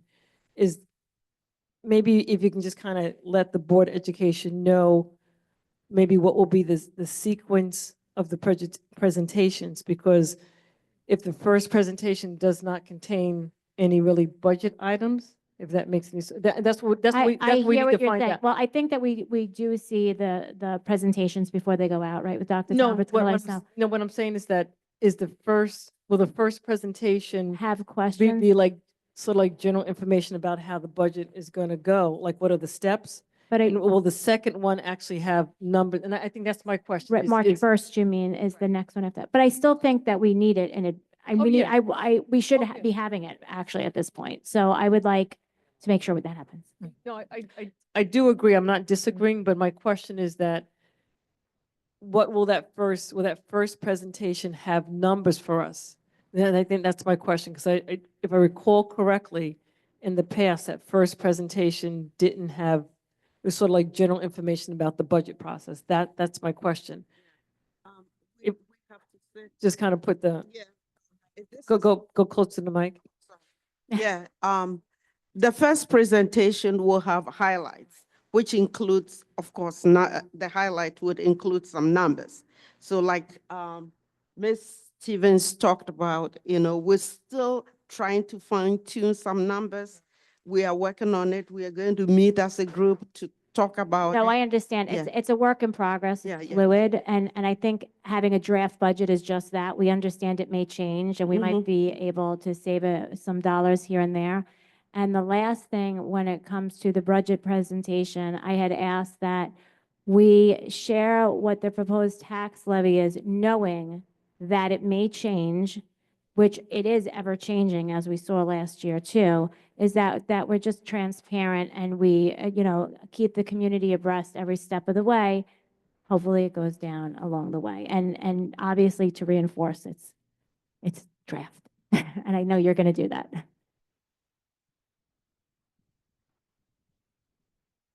I'm sorry, anyone else? We Right, on new that- business or old business? New. New business, Yeah. okay. I have a question. I don't know if this is just, it's one of the executive orders that was just signed by the president referring to citizenship and how that could greatly impact a school district like ours. And if there's anything that the district is looking into to see how this could interrupt students' learning and impact them in different ways. Yes, the state released a document for all schools to follow centered around safe schooling for immigrant students. And that document has been disseminated from my office to our Director of Pupil Personnel, who has disseminated it to our building administration. And we'll be following up because there are some specific rights that students have. And we want to make sure that all of the staff are aware to support, follow, and just assist our students in feeling as secure as possible. Right. And I don't think because we don't ask their citizenship, so it's not, we don't really have a way to know which ones we have to focus on to help, right? It's just, right? Am I right? That, like, we don't know who's, Right, there's who? certain information they do not have to disclose, and we do not pry. But any student who is, seeking any assistance, we make ourselves available. is there any way to publicize that to kind of help them, the students feel comfortable without trying to, like, call them out in any way? So the building administrators have the tool, and we have a forthcoming meeting where we're going to talk through it and take a deeper dive through the document. But they're all reviewing it, and Ms. Lopez is in communication with them around some strategies as well. Okay, thank you. Anything else on the new business? Dr. Talbot? Anything superintendent of schools? Okay, so our superintendent's report, good evening, everyone, once again, and AP is going to assist us because we wanted to just kind of put a few things on the big screen to kind of paint a picture to some of the wonderful things that faculty, staff, and students are doing throughout the district. So just a few January highlights. So the Board of Education really prompted this community forum through a discussion that took place here in the boardroom. And so we hosted it on January 14th, had a great attendance from the community, a very respectful environment, great solutions were shared. Based on the feedback we received, there was a special emphasis to keep the school open, to relocate kindergarten to Northeast, and to avoid posing any hardships on families who are in need of early childhood services. There was a consistent pattern of recognition of the historical significance and commitment to quality education that has been presented through the doors of Northeast. And yesterday, thank you letters and picture collages were sent to all of the attendees who completed the feedback sheet, and we had their email addresses. So we're building an email network for open communication moving forward. Here are a few of the pictures. Senator Martinez sent the young man in the middle out to represent her office. Board of Education, we've received an invitation for an upcoming meeting with our new assembly member to talk about Northeast and where we stand as a district. And so these are residents who are working in small group sessions to provide feedback. Our Board of Education was present and they too were working at a table. So thank you for participating in the forum. As you know, just recently, we did a mascot survey and we wanted to provide you with an update. So trends and patterns that were observed from the survey responses, we're going to share those with you on a graph momentarily. But our next step is that we're going to vote on the top responses by the school and community. We have an upcoming forum already scheduled on February 2nd, where we meet with the community at 11 a.m. and again at 6 p.m. for any topic that you would like to talk about. And we're going to focus that particular meeting and forum on providing the community with an update on the top responses. So from the survey, okay, so this is the flyer that shows our next meeting. It says February 3rd, so I stand corrected. February 3rd. It's a Monday. Is the 3rd a Monday? Yes. Okay, thank you.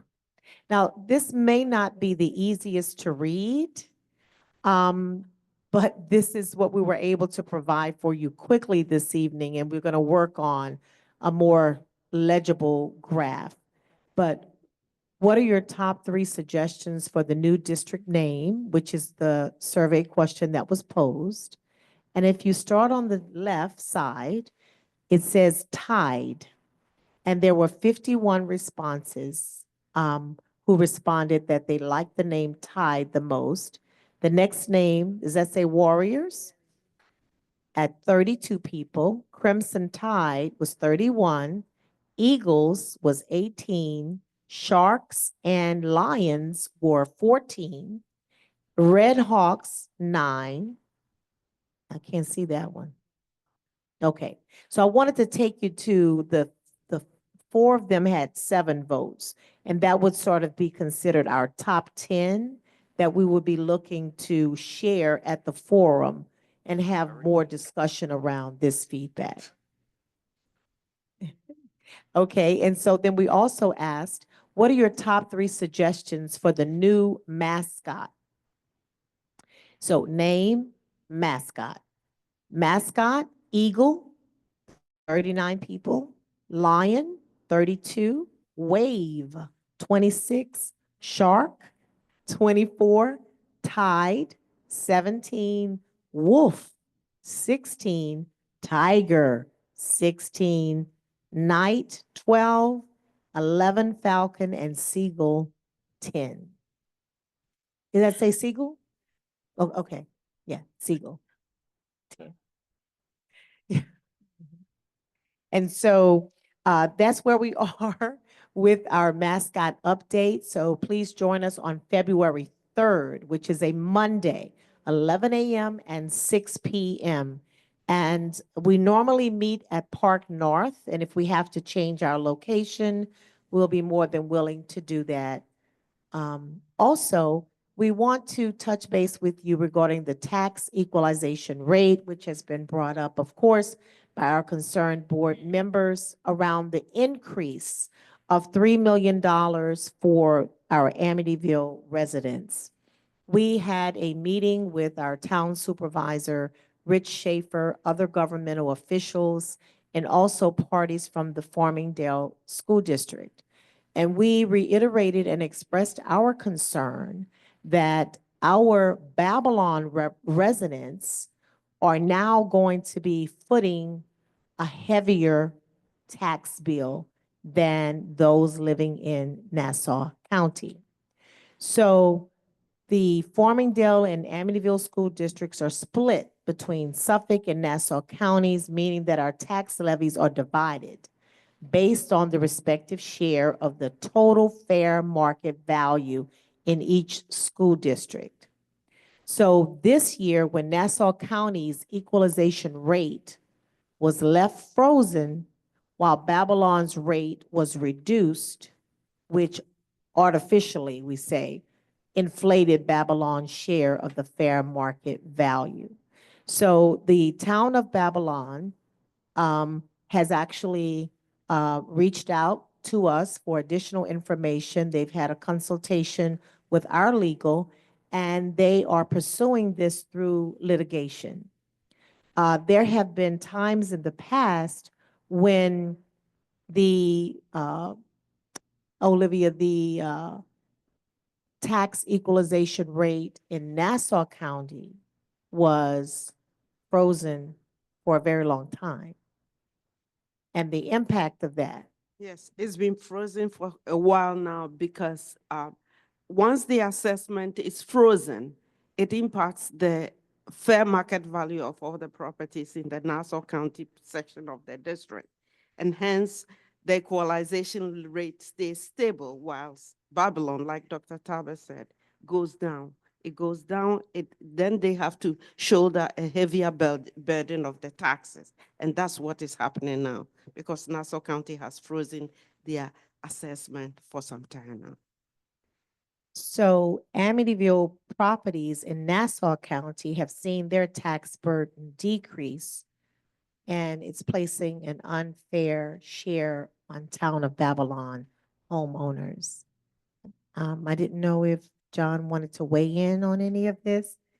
Any preliminary conversations that you want to? No, that's only between councils. So Okay. I'll leave that to town of So- Babylon, but that slide is accurate. My understanding is they're contemplating legal action. Yes. With respect to, the school districts do not have standing to bring legal action Yes. with regard to equalization rates. Absolutely. So, yes, we do not, but we are certainly cooperating with whatever the town would need from us if they are pursuing the litigation, which is their desire.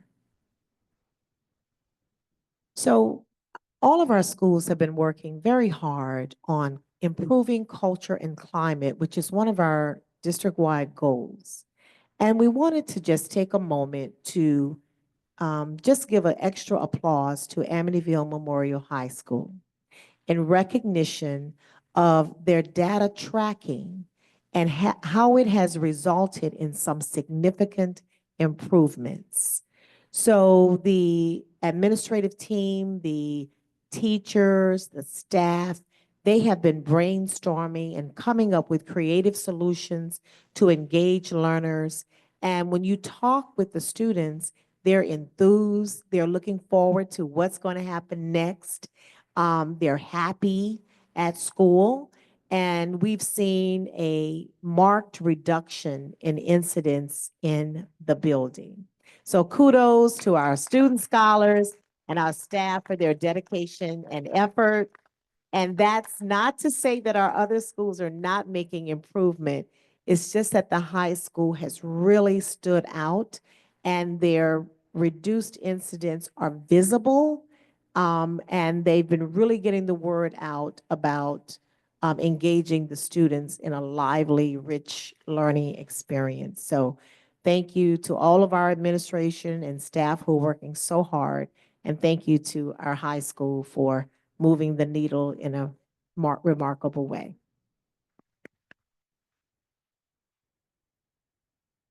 It's always a pleasure to visit the classrooms, and we've been observing some excellent instructional lessons across the district. We just want to take a moment to celebrate our great staff, their creativity, dedication, and the innovation of staff and our student scholars. Every classroom that we visited, we saw bright eyes, we saw engaged students, we saw enthusiastic teachers, and we just wanted to take a moment to display what's a little snapshot of what we were able to capture in some of our walkthroughs. And our reading and Spanish classes, the teacher third picture is Dr. McGlynn, who was awarded tenure tonight, and we enjoyed our observation in her class. The students are really utilizing their digital technology in the classrooms, and our Spanish teacher was, I learned a little something during my visit. Kudos to Mr. Abate and the jazz band for their outstanding performance at the Dr. Martin Luther King Jr. Day service at Bethel AME Church. They have been performing for years, and last year the Miss Bianca Ferrate came and brought the orchestra. And so they received a generous donation to the music department. He wanted them to take the students out and get them something good to eat. So special thanks to Pastor Keith Hayward and the congregation. We are pleased to announce that Samir Shaw, one of our 10th grade students, is a cellist, was selected to represent Amityville in one of the Long Island String Festival's secondary honor orchestras. Very proud of Samir. And so here are a few pictures of our jazz band. That's Mr. Abate receiving the donation to the music department. And as you see, our students, Pastor Hayward said that's the best he's ever heard. The jazz band, he would just kept applauding how well they were. And kudos to our building and grounds department, because they were able to get our musical instruments out. The buses were able to come in. The sidewalks and the parking lots were paved. Another school district was invited and they weren't able to make it, but Amityville was able to make it because of our great building and grounds and outstanding staff. And the parents who shook the kids and said, get up, you've got something to do. So thank you. The budget development process, we want to say that our financial outlook has improved significantly compared to last year. We are not where we want to be, but we are making progress in the right direction. Governor Hochul, and we know this is the governor's budget proposal, and it will change when it becomes the legislative proposal, perhaps, but it shows a total change in our state aid at 1.5%. What does that mean right now? That we will be getting approximately $595,000 more for the 25-26 school year. That's not enough by any means, but we're grateful for the increase. We were hoping that we would have seen more than that. Our budget presentations will begin in February, and we'll be providing more detailed updates as we move forward. And we are working diligently to get the draft budget to the Board of Education. We're analyzing more programming based on data that we're getting from various benchmarks, and we just want to make sure that we are plugging those holes, particularly in the early grades, and that our class sizes will be as best as we can make them. So thank you to all of you and to our Board of Education for your continued support and collaboration. We strive to provide the best for our students and our community. And so that concludes the superintendent's report. Thank you. Dr. Talbot. Okay, any community input regarding non-board agenda items? Just come to the mic, just state your name. Good evening. Good My name evening. is Jessica Adams. I live 3438 Grandmere Road in Amityville. Jessica Adams? Yes. Okay, I'm just repeating the name for the Oh. district clerk. Hold on, Jessica Adams. hold on 1 second for me, because she just needs to do the time. Hold on 1 second. Ms. Adams, I think her picture was up there. It was. Thank you for joining us. Thank you. Okay, go ahead. So again, Jessica Adams, I live at 3438 Great Neck Road in Amityville. I have two young sons who graduated who are a product of Amityville. I have a high school student who again is going to be a product of Amityville. I also have two young twins at Northeast Elementary School, which is where my dilemma is. I am aware that you do not transport out of the district. However, there is an exception that the board can make. My children go to Northeast. Their daycare is on 45th in Copeg. It's a mile away from the school and there's no transportation. I have to have them get dropped off in the morning and I have to leave work at 2 o'clock in the afternoon to pick them up from the school to take them 4 minutes away to their daycare. So I'm asking if there's a solution that we can come up with, any help, any advice, anything from the board to help me in this situation. I also have a 2-year-old who will be also coming into the Northeast school. That is also going to need transportation. So is there anything that can be done regarding this? So thank you so much for your question. What we have to do is the information that Dr. Talbot has taken the notes and that she will get back to you on this particular matter. And can I have a time frame of that? Dr. Talbot, will you be able to give a time frame? So thank you, Ms. Adams. We are aware of your request. She has spoken to a number of people in the district to try to get a solution. So we are going to circle back through all of that as well as the regulations. So if you can give us until Monday at the latest, yes, okay? perfect. Give us until Monday That sounds to be able to get you a confirmed response. perfect. All right. Thank you very much. Thank you for your time. Any other committee input on non-agenda items?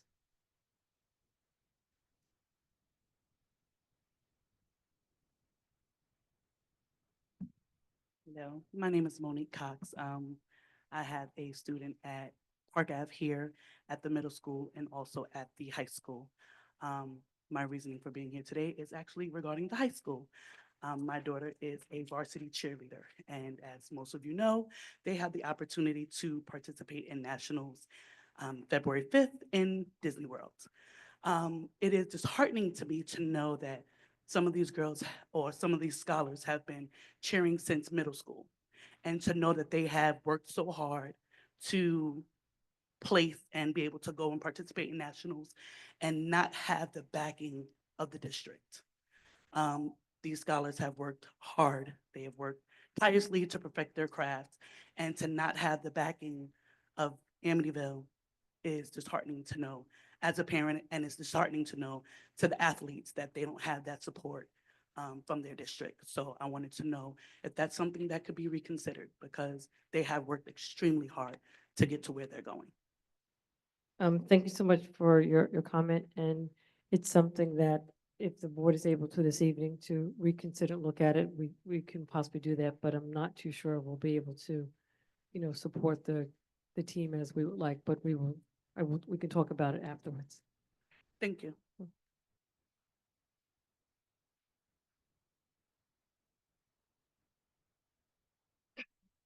Hi, good evening, Danelle Cronin, 32 Mill Place. Just a quick question in reference to the equalization rate. When does the district receive that? What's the process? Do you receive the equalization rate and when do you get that? So can you just do me a favor? That little lamp thing, thank you. Ms. Buati.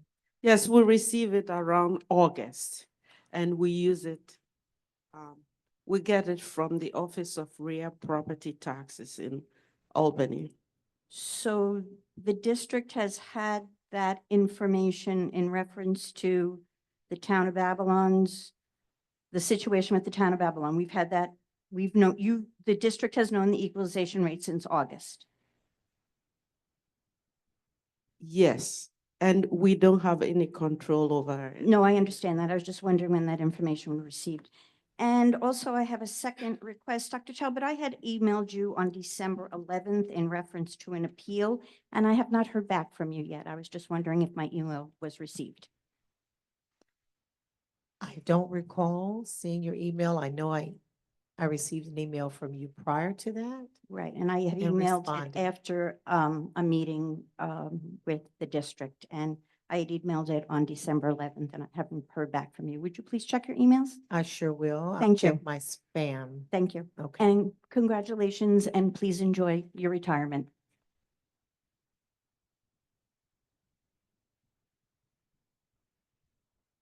I'm sorry, any other community input on non-agenda items? Question to the board, do we want to go back in? Huh? Oh, go ahead.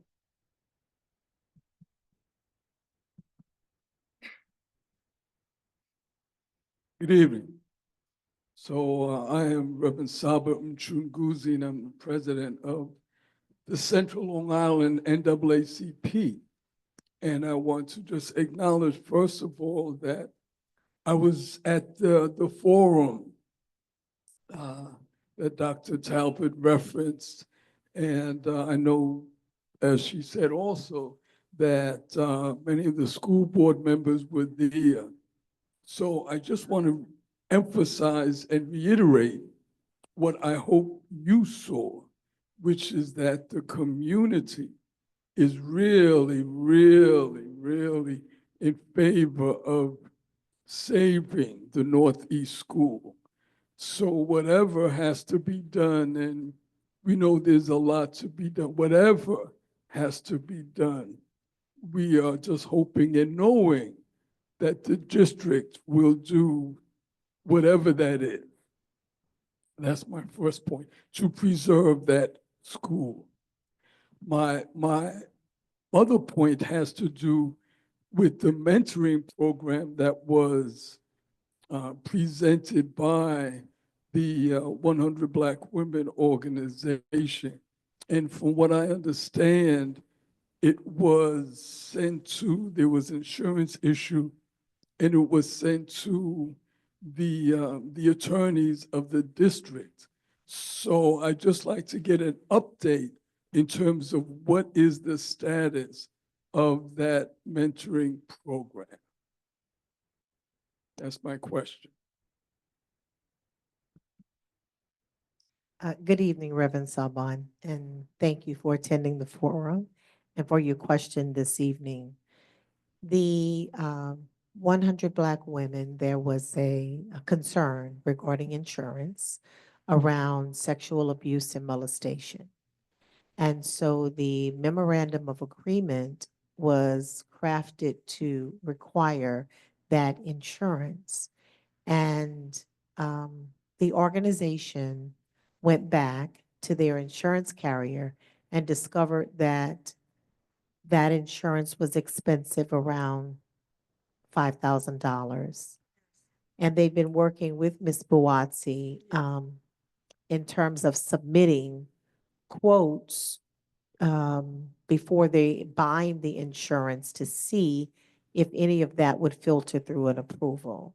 And so can you update us where you are with that? Yes, they sent us the policy. We've been working with them because when we receive the insurance policy, we have to send it to our insurance company to validate that it complies with the terms of the memorandum of agreement. And what they discovered was that they require us to have what is called an AM-best insurance product to support the program. What they said was that the policy was a second-tier policy, and therefore our insurance company could not approve it. That's where we left it. So what's needed to be done at this point to move it along? They have to go and get an AM-best policy, which will be very, very expensive. So my question is, does every other outside organization that deals with district children have to have that same exact policy that you're referencing? To the best of my knowledge, yes. And the cost of that policy, Dr. Talbot, you mentioned $5,000. Is that the amount, or is it more than that? Well, I did not see the quotation that they received, but my understanding was that it's very expensive to price out that policy. And our insurance company was insisting on getting something which is that quality. Okay, but you didn't answer my question. Yeah. My question was, and if you have other organizations that deal with district children on various different programs, and they have the same exact policy that you say that this organization needs, then you should have an idea as to approximately how much that would be. Is it $5,000? Is it $10,000? Is it $2,000? The Ms. district Swanson, doesn't, the district doesn't. the reason I said $5,000 was because when we initially started hearing from their insurance companies, that was the quote that they first presented to us. So I don't know if that fluctuated or went down or where they landed when they were working with the business office to see what the approvals would be. Are there other organizations in our district who have to adhere to that? Prior to that particular MOA, not to my knowledge, but since that information has been incorporated in our standard MOA provided by our legal, moving forward, I don't. So we don't procure that insurance, so we don't receive the quotes for that insurance. It's up to The the organization. contractor to go and receive quotes for that insurance. Our risk management company, arm of our insurance carrier, they provide the recommendations with respect to required insurance. That becomes part of the contract, and the expectation is that the vendor procures that insurance before they begin their service. So we don't quote that. We don't Okay, okay. receive quotes for that. I understand. So now my question though, and I'm, even though I asked it already, but it's not clear, are other organizations, outside organizations that deal with students in this school district, are they required to have the same exact level of insurance that was referenced? Right, Or is so- this something new? So I think there's a question that you posed to Dr. Talbot, and maybe she can get back to you on that particular answer, but also your time ran out and I let you go a little bit longer. So I think it's a question that she has received, and if she's able to provide that information for you, then she'll get that information back to you. Okay, All right. okay. And just finally, we want to be clear that this organization is being treated the same as previous organizations, as opposed to, oh, by the way, now we just found out that you guys need such and such an insurance, level of insurance, whereas previously other Right. organizations have not been required to have this level of insurance. I just want to put So- that out there. That's the issue. That's part of the issue. That's part of the question. right, And thank Dr. you. Talbot, I will be in contact with you so you can fill me in and update me on my questions and concerns. Thank you. Any other comments on non-agenda items? Right, so, Mrs. Sheenan, just for, the question came up about the cheerleader, right? And so, the conversation, just for clarification, if we need to do it in public or we need to do it in executive session. So the question is that there was, the possibility for money to potentially be utilized for them to go on, to go towards the trip. But the board did not have a meeting to have a discussion on that particular item. So the discussion, does that need to occur in a public session? Or can we So- start the so discussion and then? So whether you're going to be funding Whether or not we're going to provide any this funding? activity, Yes. that is a public discussion Okay. by the board. Right, so we're going to have that discussion now in terms of, and Dr. Talbot, please just kind of clarify for me, because if I understand correctly, there was a question of the possibility of having funding, that there was money that was available in the athletic department that could provide some funding towards this particular, for the cheerleading competition, and that we as a board just needed to have that discussion. I just want to make sure that, and what was that amount? Just to clarify everyone's mind on the amount and where that money would be coming from. So, Sure. So in our discussion with the athletic director around the cheerleaders qualifying for nationals, and congratulations, they have been working very hard. There was a request for $15,000 to offset the cost. The cheerleaders have raised, Mary Stevens, a little over $9,000, or I don't know if that amount has increased since we last met, but it was a little over $9,000.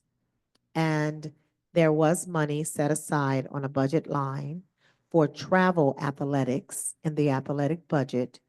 And the request was to help offset the cost of going to invitationals, the invitational nationals in Florida, by contributing $15,000. so the Board of Education would have to decide, if I'm understanding correctly, if we will be willing to utilize that $15,000 for the cheerleading competition, correct? That was the request, to utilize the money from that line item.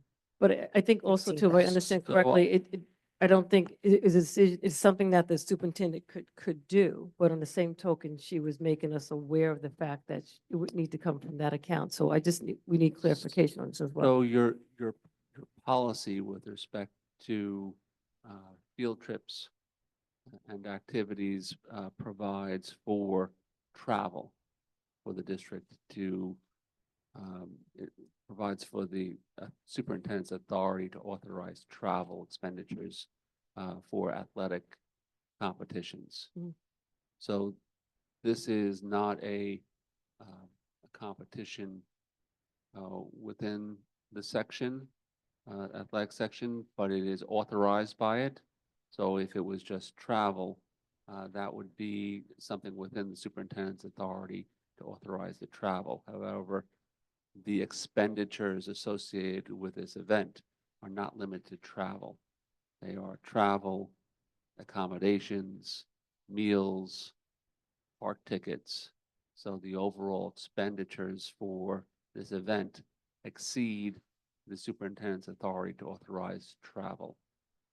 With respect to this event, if it is covered within the scope of your athletics budget, in my opinion, that the entire amount would be covered by your athletics budget. So the idea of the district donating $15,000, you can't donate to something that is a club activity. If it's within the scope of your budget, then it's a district charge. You can always accept donations by third parties to offset the overall cost. You could require students to expend money for the non-educational portion of that trip.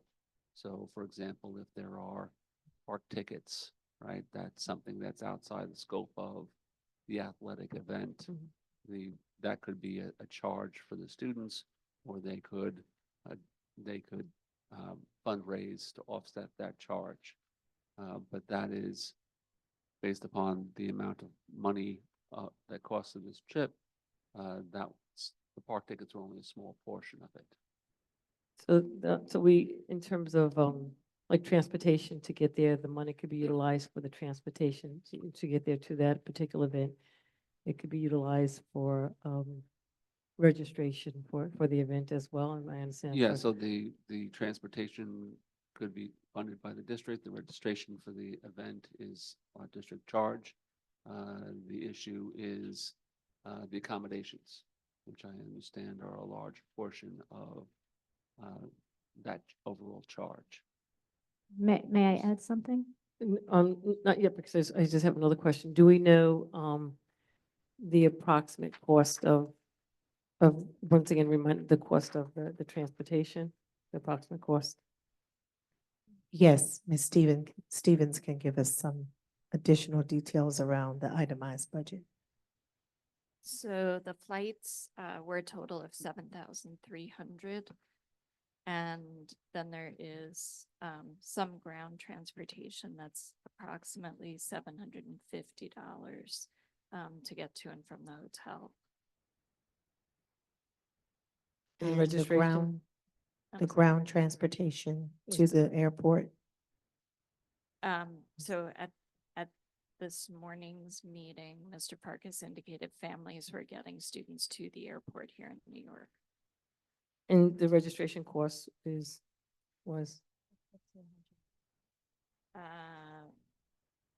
Registration is not broken down just by registration. So it's a total of, I believe, approximately $24,000. 28,000? 24. But it does include components that are not just registration. So the 24,000. So I'm sorry. registration includes lodging and Okay. some Right. other Right. expenditures. So Right. you can't just pay the registration fee. It encompasses a package. And that amount is roughly about $24,000, that whole package. I believe I have that correct. Okay. I would like to add something. So hold on one second, because I'm not, so. Well, I think it's so- important to this conversation. I know, but I'm just trying to finalize my numbers first, and then I'll let you, come in. So right now, so the flights and ground together, right now, that amount would be like $8,050. $32,050, $32,050. No, what I'm saying right now, the flights and ground is $8,050. Correct. Right. And then the registration, lodge, and everything else is extra, but that's something that the district cannot really contribute to because it's all embedded. It's like we can't pull out and just pay for the registration. That's what I'm just trying to clarify because it's all embedded together, correct? But can we clarify that the park tickets are or are not part of that? I think the park tickets were separate. The package, the registration package includes lodging, park fees, meal vouchers, and Park fees. ground transportation from the hotel to the Okay. event. Okay. Evan estimated the expense of park tickets to be $7,262. Okay, so now I can take other questions, so go ahead. First, congratulations to the team. I think everybody's very proud of the children, and there's no doubt that you worked very hard. As school districts, we have to really monitor the money, and we are in a very fiscal fragile state right now, especially with the equalization. This had come up, and so I had looked into this. As some may know or may not know, I've served in other districts, and I have spoken to the president of Section 8 for high school athletics.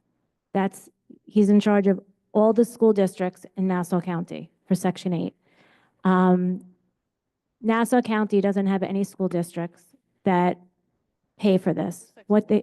We're Section 11. I'm going to get to that 1 second. So Nassau County doesn't have any school districts that pay for this. What they do pay for is the registration, which he said is about $1,500. And some pay for the transportation to the hotel in Florida.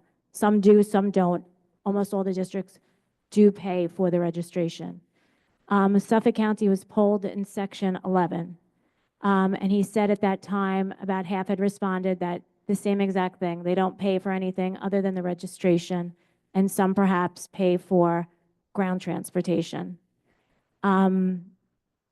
He also explained to me that the varsity nationals is a little bit different because when teams go up to the States or they have to travel, whether it's soccer or basketball or baseball, there's 3 to 4 divisions in each sport. So Long Island might have 3 to 4 teams go up to the states, and it's sanctioned. So these are sanctioned by the section, it's sanctioned by the state.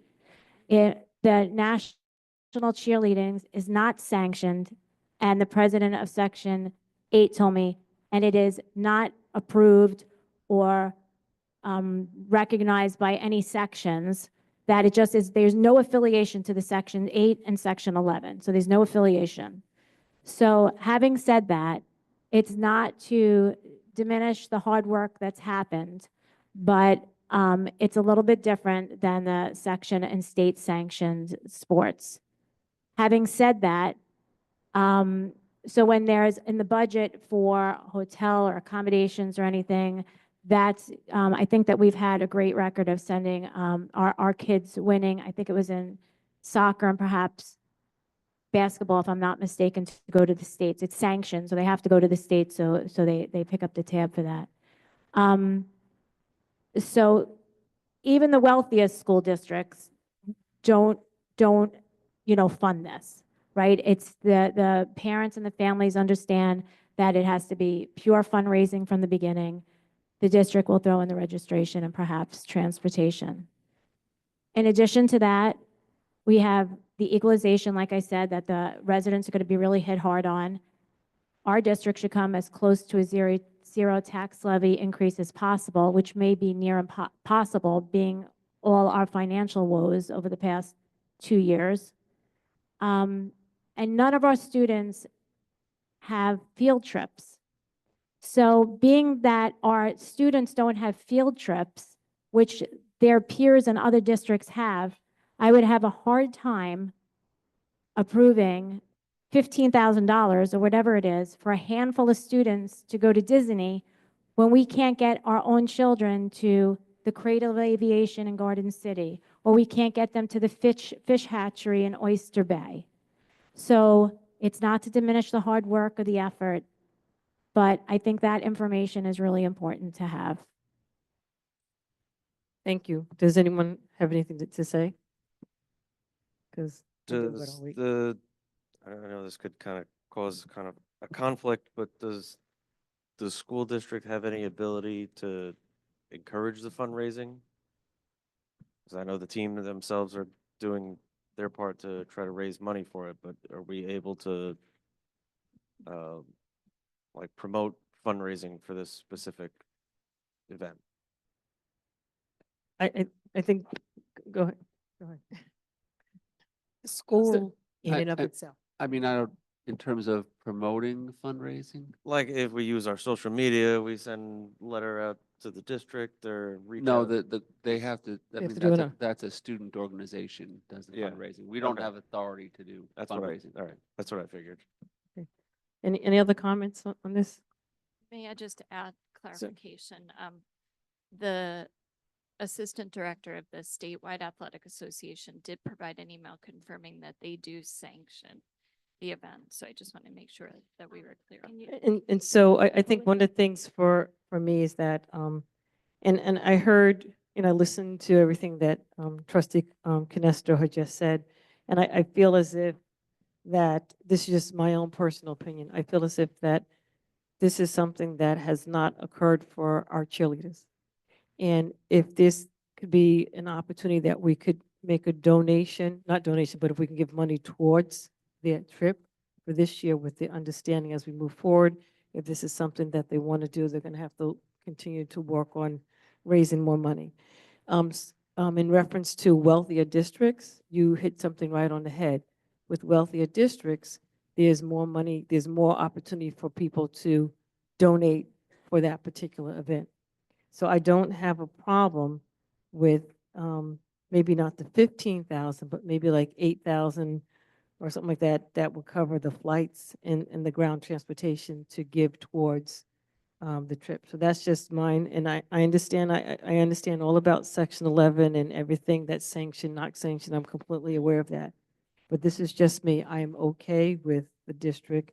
If there's money in that account from athletics, if there's like $8,050 that can go towards the trip, I support doing that. That's just my opinion on it. And then I'll go around and go on. Carolyn, you want to go? Well, I have a question to start. Is this something we take an official vote on? Or are we just providing guidance?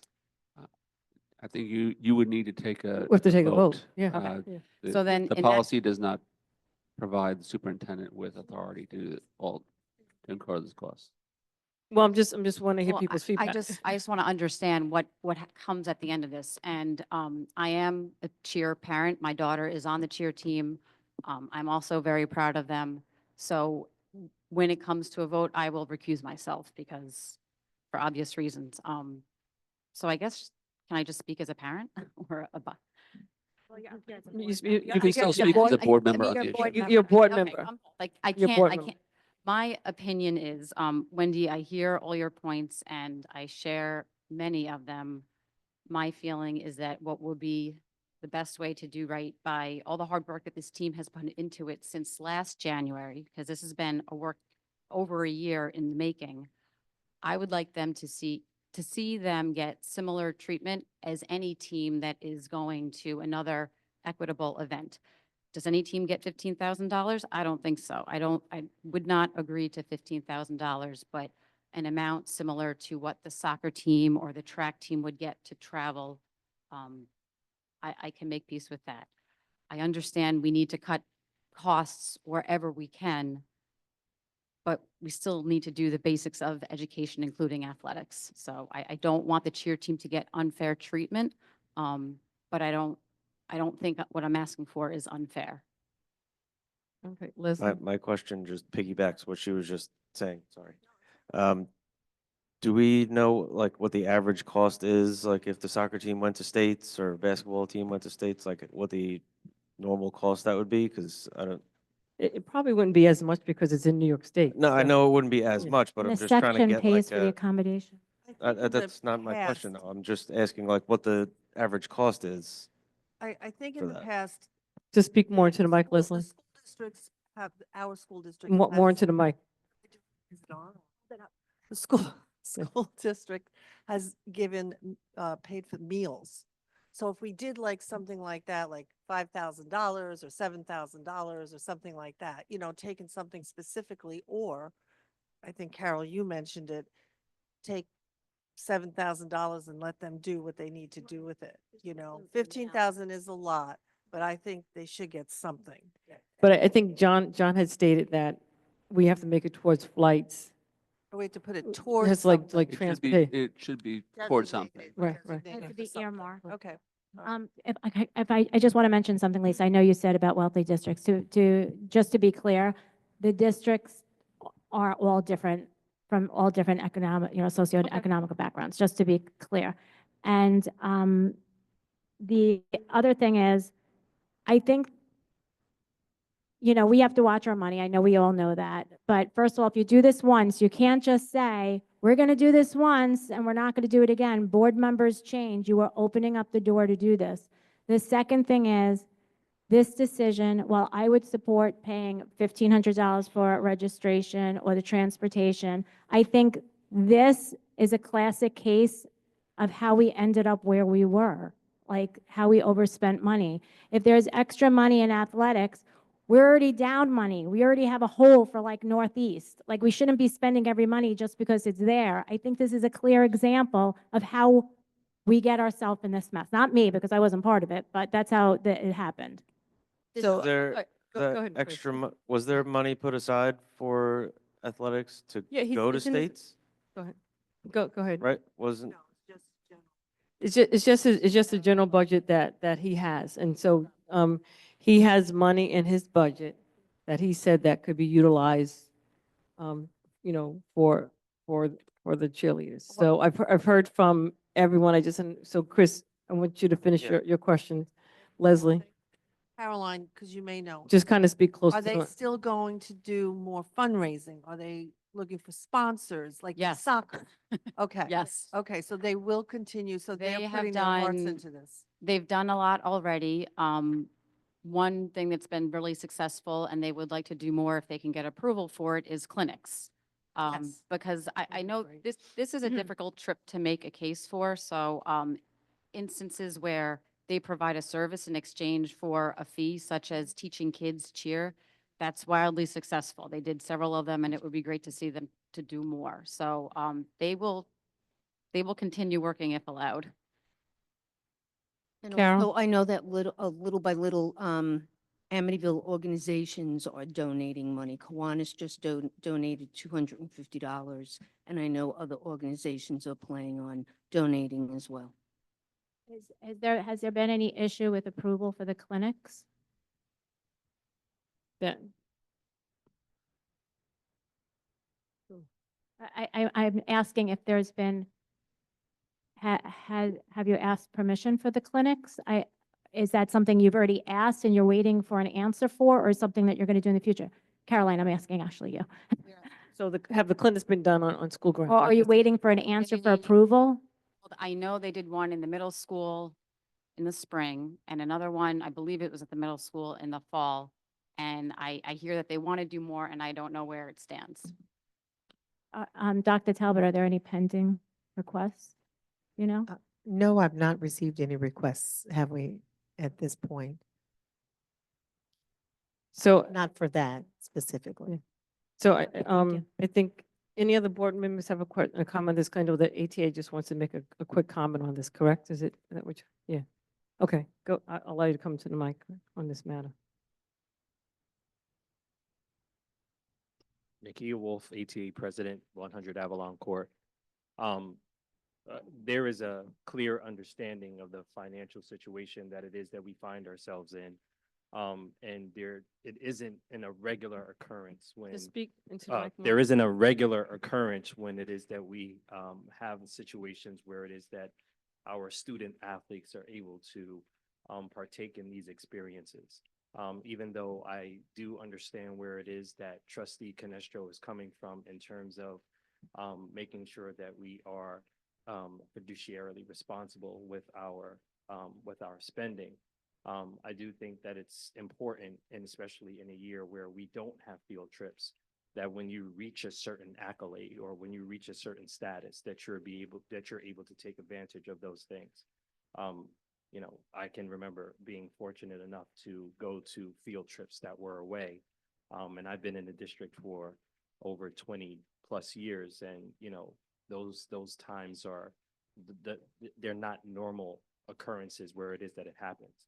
So if the board decides that they're going to move forward with allowing something like this to happen, the ATA would like to work with you to make a donation moving forward to make sure that those students have that opportunity.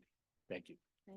Thank you. Thank you. So, Thank you. Any other comments on this before I call for a number? Go ahead. I do have one question. So John, you explained that per our policy, we have authorization to pay for the travel expenses. Correct.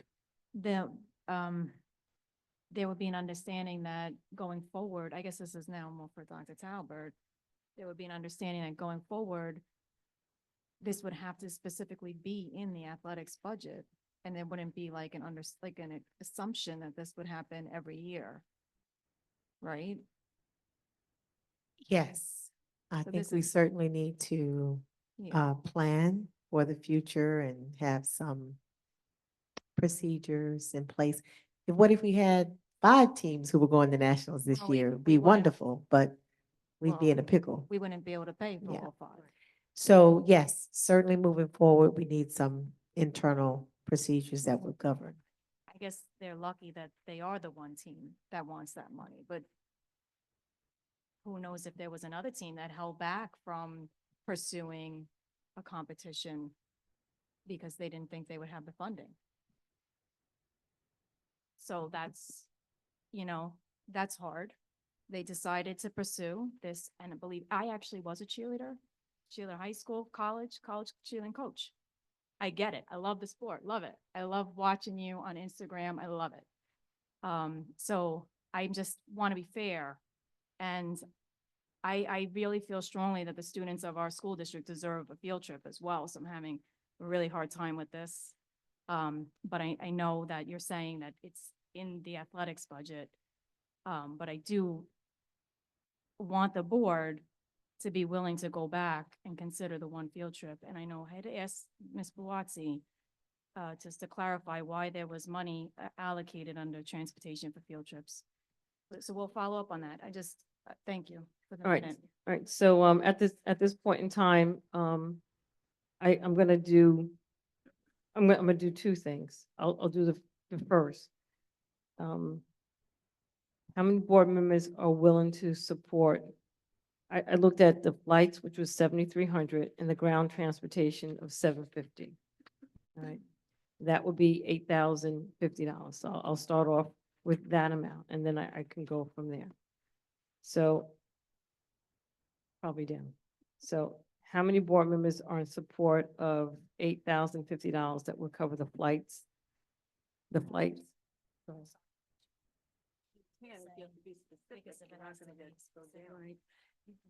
So we've heard 8,050 that will cover flights and grounds. So we can just arbitrarily say, we can make just a donation, we can move money from the athletic department of $5,000 hypothetically. Do we have, No. so that's my question. That's, I just need clarification. So your policy, you have the authorization to expend the money for travel. Right, which would be the flights and Right, grounds. not a portion of travel. Okay, so that's what's on the table, $8,050 that will be for transportation, which will cover the flights and the ground transportation. So how many board members are in support of coming from the athletic department, $8,050 that would support the flights and ground transportation in Florida? I support that amount, that's me. I'm going to say no, and I just want to add this.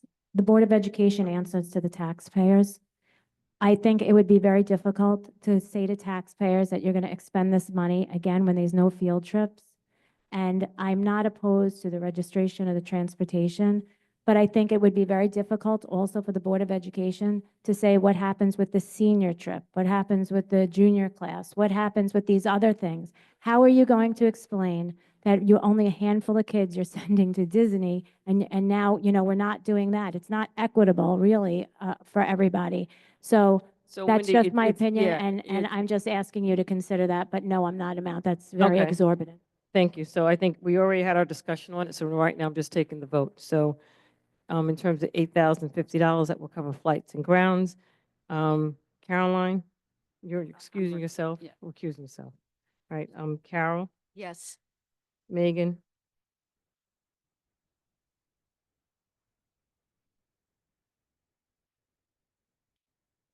Chris, Yes. Leslie, Megan,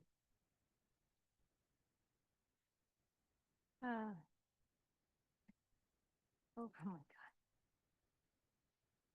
Megan, what do you want to do? Vote, Megan, one way or the other. Yes or no? Well, I want the board to talk about field trips. Megan, what's on the table right now is the cheerleading vote. So that's what's on the table right now.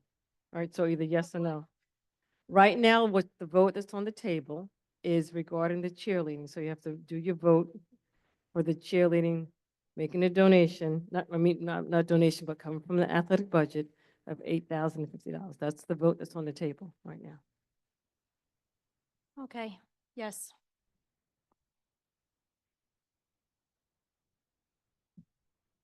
So right now, it's 5 yes, 1 no, and then one recuse. Abstain. Abstain. Recusal. And the abstain is Caroline Fan. Right. At the point in time, we're going to make a motion to adjourn the meeting at 10:20, please. So moved. Second. Second. So it is Carol Seehoff is first, Chris Nair in second. All those in favor? Aye. Aye. Aye, motion carries 7-0.